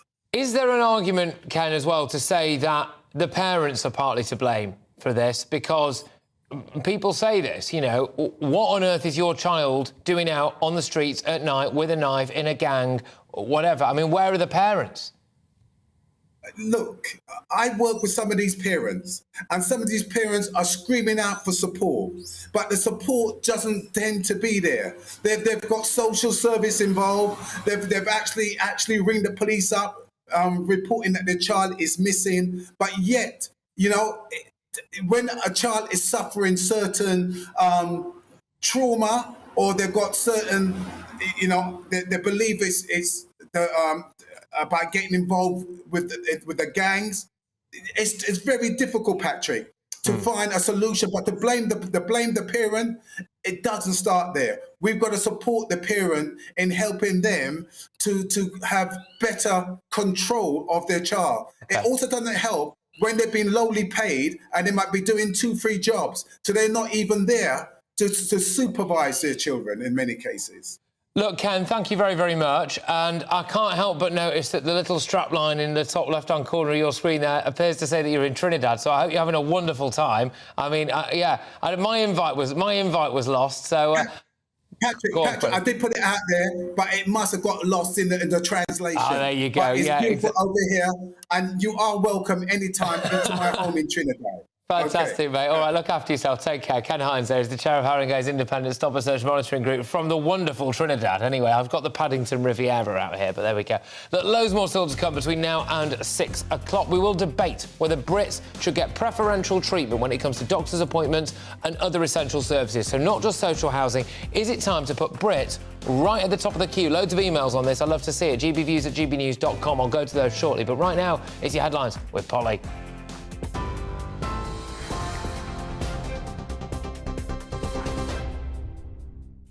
Patrick, thank you. Let's bring you up to date then on what's happening in the House of Commons right now. They're debating on the report that found Boris Johnson lied over Partygate. Let's take you live to the House of Commons, check on what's happening. We can see, if you're watching on television, of course, that MPs are still talking about the report and deciding whether or not their function today is to decide whether or not they should sanction the former Prime Minister. That's after the Privileges Committee last week found that Boris Johnson repeatedly misled the House of Commons. We have heard in the last hour that the Commons leader, Penny Mordaunt, said she would vote in favour of the report into Johnson's conduct. We also saw the former Prime Minister, Theresa May, supporting the outcome of the Privileges Committee's inquiry.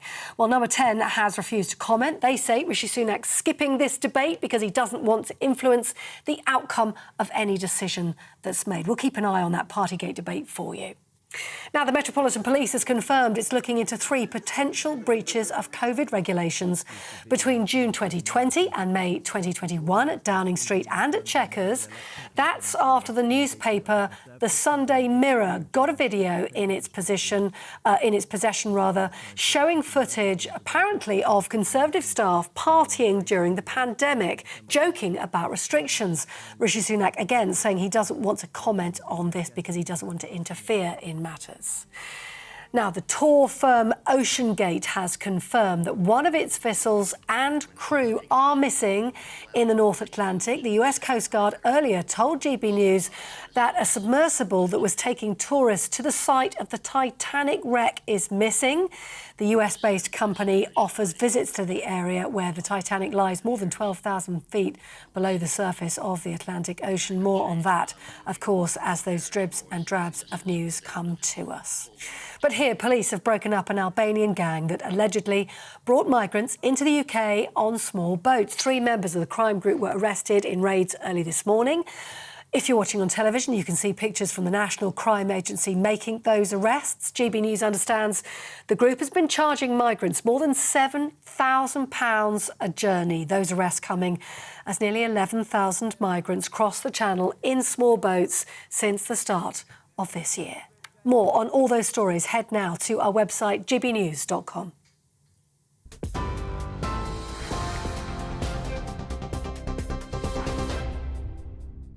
Direct Bullion sponsors the Finance Report on GB News for gold and silver investment.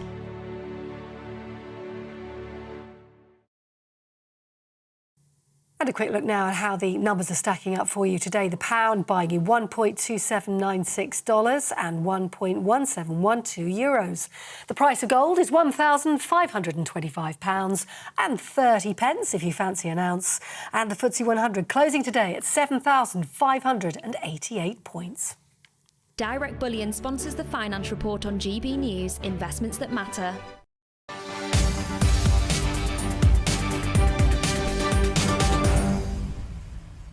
Right, more on our top story now. The government wants to introduce legislation that would give British people priority over foreigners when it comes to social housing. Fine, but it got me thinking, should Brits not get preferential treatment in every single other area as well? Doctors' appointments, NHS waiting lists, etc.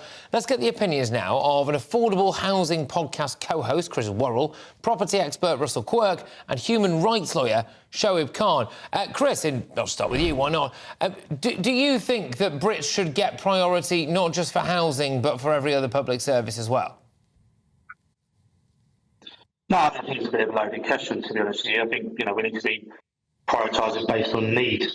We can't be having sort of 1.2 million on the housing waiting list, people that might be, having definite leave to remain working in this country, then being prioritised because of, not prioritised because of their passport, really. I mean, the main thing that we've got a problem here is that we ain't got enough housing. And, you look at Sadiq's crime record in London, he's built 20,000 council homes, while the Conservatives, and before that, 2019, 2018, they're building like 2,600 in total. So the real issue is building more social housing, and we haven't got that on the agenda under the Tories at the minute. And until we get that, populist policies like this are just, not really going to be solving much. OK, Russell, I'll throw it over to you. You are predominantly a property expert, but also when it comes to things like GP appointments, when it comes to things like school places, etc., do you think that those should be prioritised for people who are already living here, have been here for a good number of years, paid into the system, or should it actually just be for absolutely everybody who's come here and we all start from the moment that we are arriving on these shores and given indefinite leave to remain?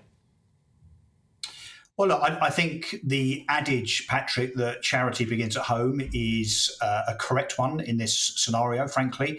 I think people that have paid into the system, whose parents, grandparents and great-grandparents have paid into the system by way of taxation for decades and generations, of course should have priority. How can it be that, a single mother with a couple of kids is on the 1.2 million people waiting list for years and years and years, and yet somebody that comes over on a dinghy with no passport illegally is given priority over that person? This is not a question of passports. This is a question of domestic patriotic dignity, frankly. And I can't believe that we're having this debate now where the government, after all of this time, and given what the debate has, how the debate has ensued with regard to illegal immigration over the last few weeks and months, I can't believe we're only now thinking about prioritising people that have been in this country for life and have paid into the system, rather than, frankly, people that otherwise will be attracted to come here as an illegal migrant and will game the system.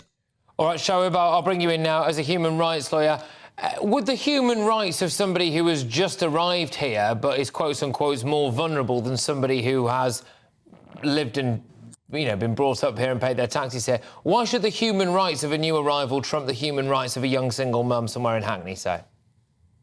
Well, firstly, I don't think they should. I think they need to be both treated equally and properly. The point is, we've got to this point because this government is such a failure and such a disaster, and they can't afford to feed their people or give them accommodation. That's why we have to compete to get a council house. Obviously, that shouldn't be the situation. But the point then is, obviously, for instance, we had tens of thousands of Ukrainians coming over. Now, then, should it have been, if I need a GP appointment, a regular routine appointment, a healthy, fit person, taxpayer in the UK, born and brought up in the UK, should I have been prioritised over a Ukrainian single mother just bringing in her sick child? I don't think we should have. I think the Ukrainians should have been, and they properly were prioritized where they needed to be. We made space, we found space for tens of thousands of them. And I think that's how it should have been. OK, so that's a universal values question there. Chris, I'll throw it back to you. In light of the fact that we are singularly not building enough houses, when it comes to the social housing question, are you still dead against the idea of prioritising Brits? I'm for treating everyone equally. I mean, the fact that we've had misinformation here from Russell about how illegal immigrants get prioritised first, that's not the case. You've got to be living in the area 2 years. And if your need is that you require it because you're disabled or you live in an overcrowded or you're, victim of domestic abuse, it doesn't matter whether you're black, white, foreign, British, if you've got a definite need to remain, you qualify based on a need system that treats everyone equally. That must be the priority. We've got Michael Gove out here waving leaflets around, saying scrapping housing targets, protecting the Greenbelt. These populist policies have been tried before by the Liberals, Democrats in Tower Hamlets trying to put all the Bangladeshis on boats. Never worked. Most common decent people think we should treat people equally. And that's why it should be with social housing. All right, Russell, I'll throw it over to you. It does seem perverse to me, though, I've got to be honest with you, that someone could be fought for this country in Iraq, say, have developed a mental health problem as a result and, started drinking, etc., as unfortunately plenty of people do when they leave the forces with a mental health problem, and they are struggling to get a house or a GP's appointment, but someone who has come here, even legally, but is not able to financially support themselves, and we've let them in legally, they can get ahead of them in the queues for a variety of different things. Let's be clear about it. There are something like 2,000 veterans on the streets as we speak, and I don't hear Chris trying to prioritise those over and above what is effectively what he's advocating, which is a free-for-all, open-door policy. Sorry, can I just ask what do you think is rubbish, Chris? Because a lot of people, because a lot of people will find it quite offensive, Chris, that you appear to be laughing at homeless veterans. It's absolutely absurd. This claim that veterans aren't prioritised. They are prioritised. That is how the need system works. They're already, you're homeless, you're prioritised. It's not a case of, pitching British veterans against... Really not. But unfortunately, you are wrong about that. Yeah, go on. I'm going to give the last word to Shoaib. I'm going to give the last word to Shoaib on this because we're running out of time. But go on, Shoaib. You're itching to get involved. Yeah, no, sorry. I think that's actually a really great example. The point is, yes, British veterans, but what about Afghan veterans? They're not British. If finally we brought them over after they sacrificed their families and fought for us and did everything that British veterans did, and when they come here, why are they back of the queue? They should be right at the front. But they've suffered PTSD as well. They've suffered all these problems. It shouldn't matter what passport they have. If we brought them here, they should be able to get those specialist services as well. So that's why it doesn't matter. Even if, Shoaib, we do not have enough space at the moment, I mean, at what point do we say, look, we haven't got the space here for people who are already here? Well, if we can send our millions, thousands, tens of thousands of people to fight for wars overseas and get people from those countries to join it too, then we should have the money. How can we have money for all of those waging wars all over the world and we don't have money to put a roof over people's head? I mean, we should have thought of that before we started relying on others to actually risk their lives for us. OK, Chris, I can see that you're nodding along with that. Then, so would you be perfectly happy if you desperately needed a GP appointment or something along those lines, and you've been waiting for a long time, or you've been waiting for a routine NHSK? You would be happy to forego that, would you, for somebody who's just arrived here? If you've been living and paying your taxes in this country and your need is prioritised by the experts, then that's the case. But the problem is we've got a shortage of housing. We haven't got enough GP infrastructure as a result of these Tory cuts. It's not because we can't have a two-tier system where we're sort of prioritising based on race or passport. It's if you're working there and you've got the right to work here and you meet the need criteria and that is determined by the local authorities, that's what's got to be the case. All right, Russell, go on. Just clear something up. Look, it's a complete misnomer to try and assert that governments build houses. They don't. Councils should build councils, and obviously should build houses rather. And of course, councils do that of various political flavours.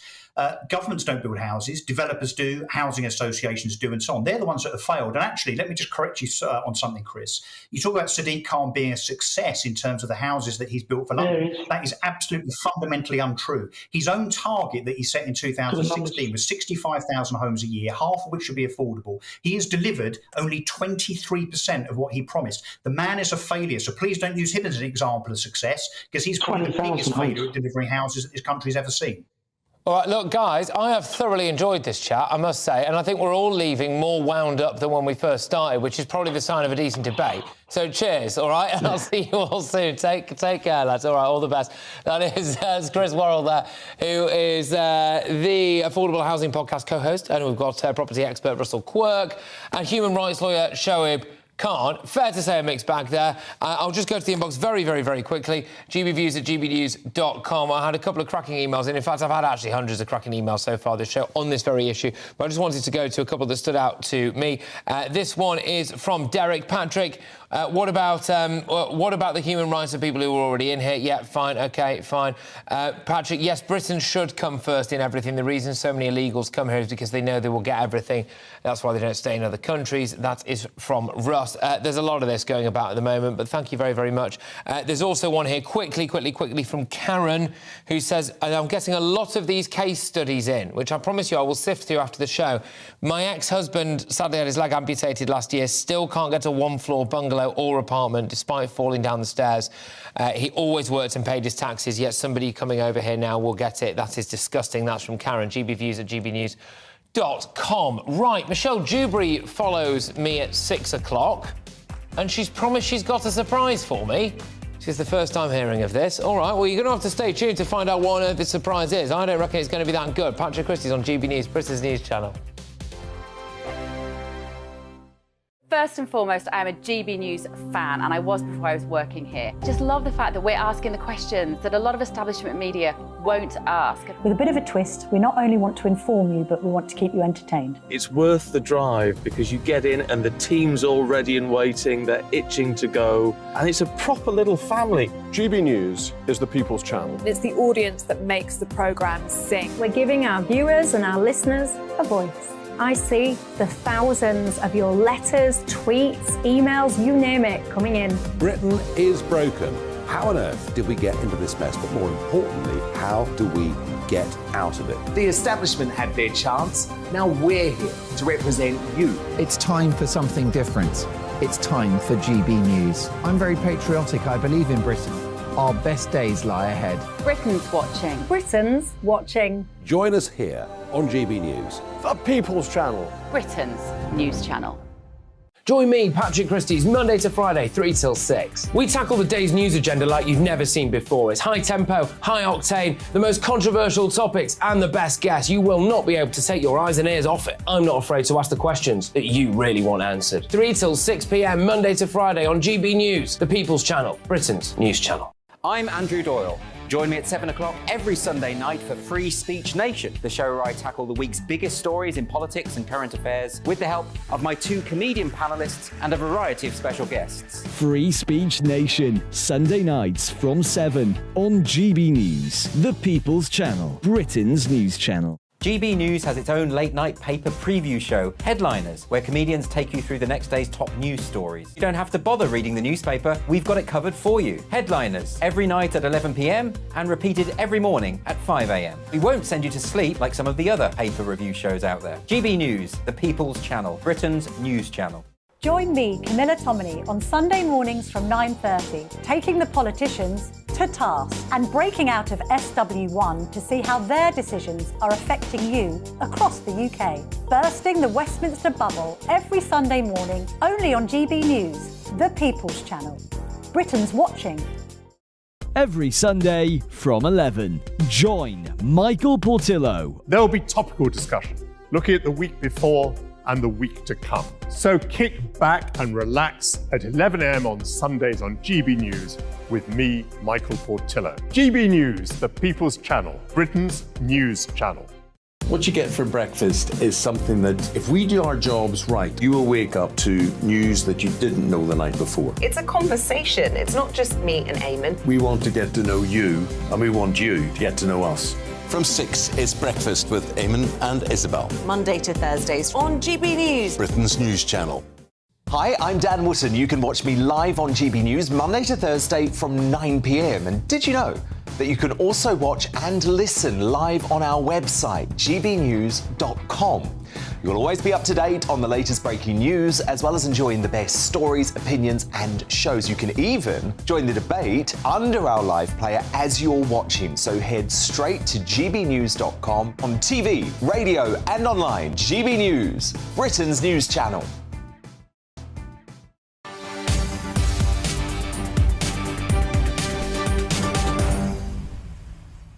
All right, winners, there is just 9 days to go until I dance on stage with the Dream Boys, who are a group of male strippers. Now, I'm going to do 3 routines on the night. One of them will be a solo.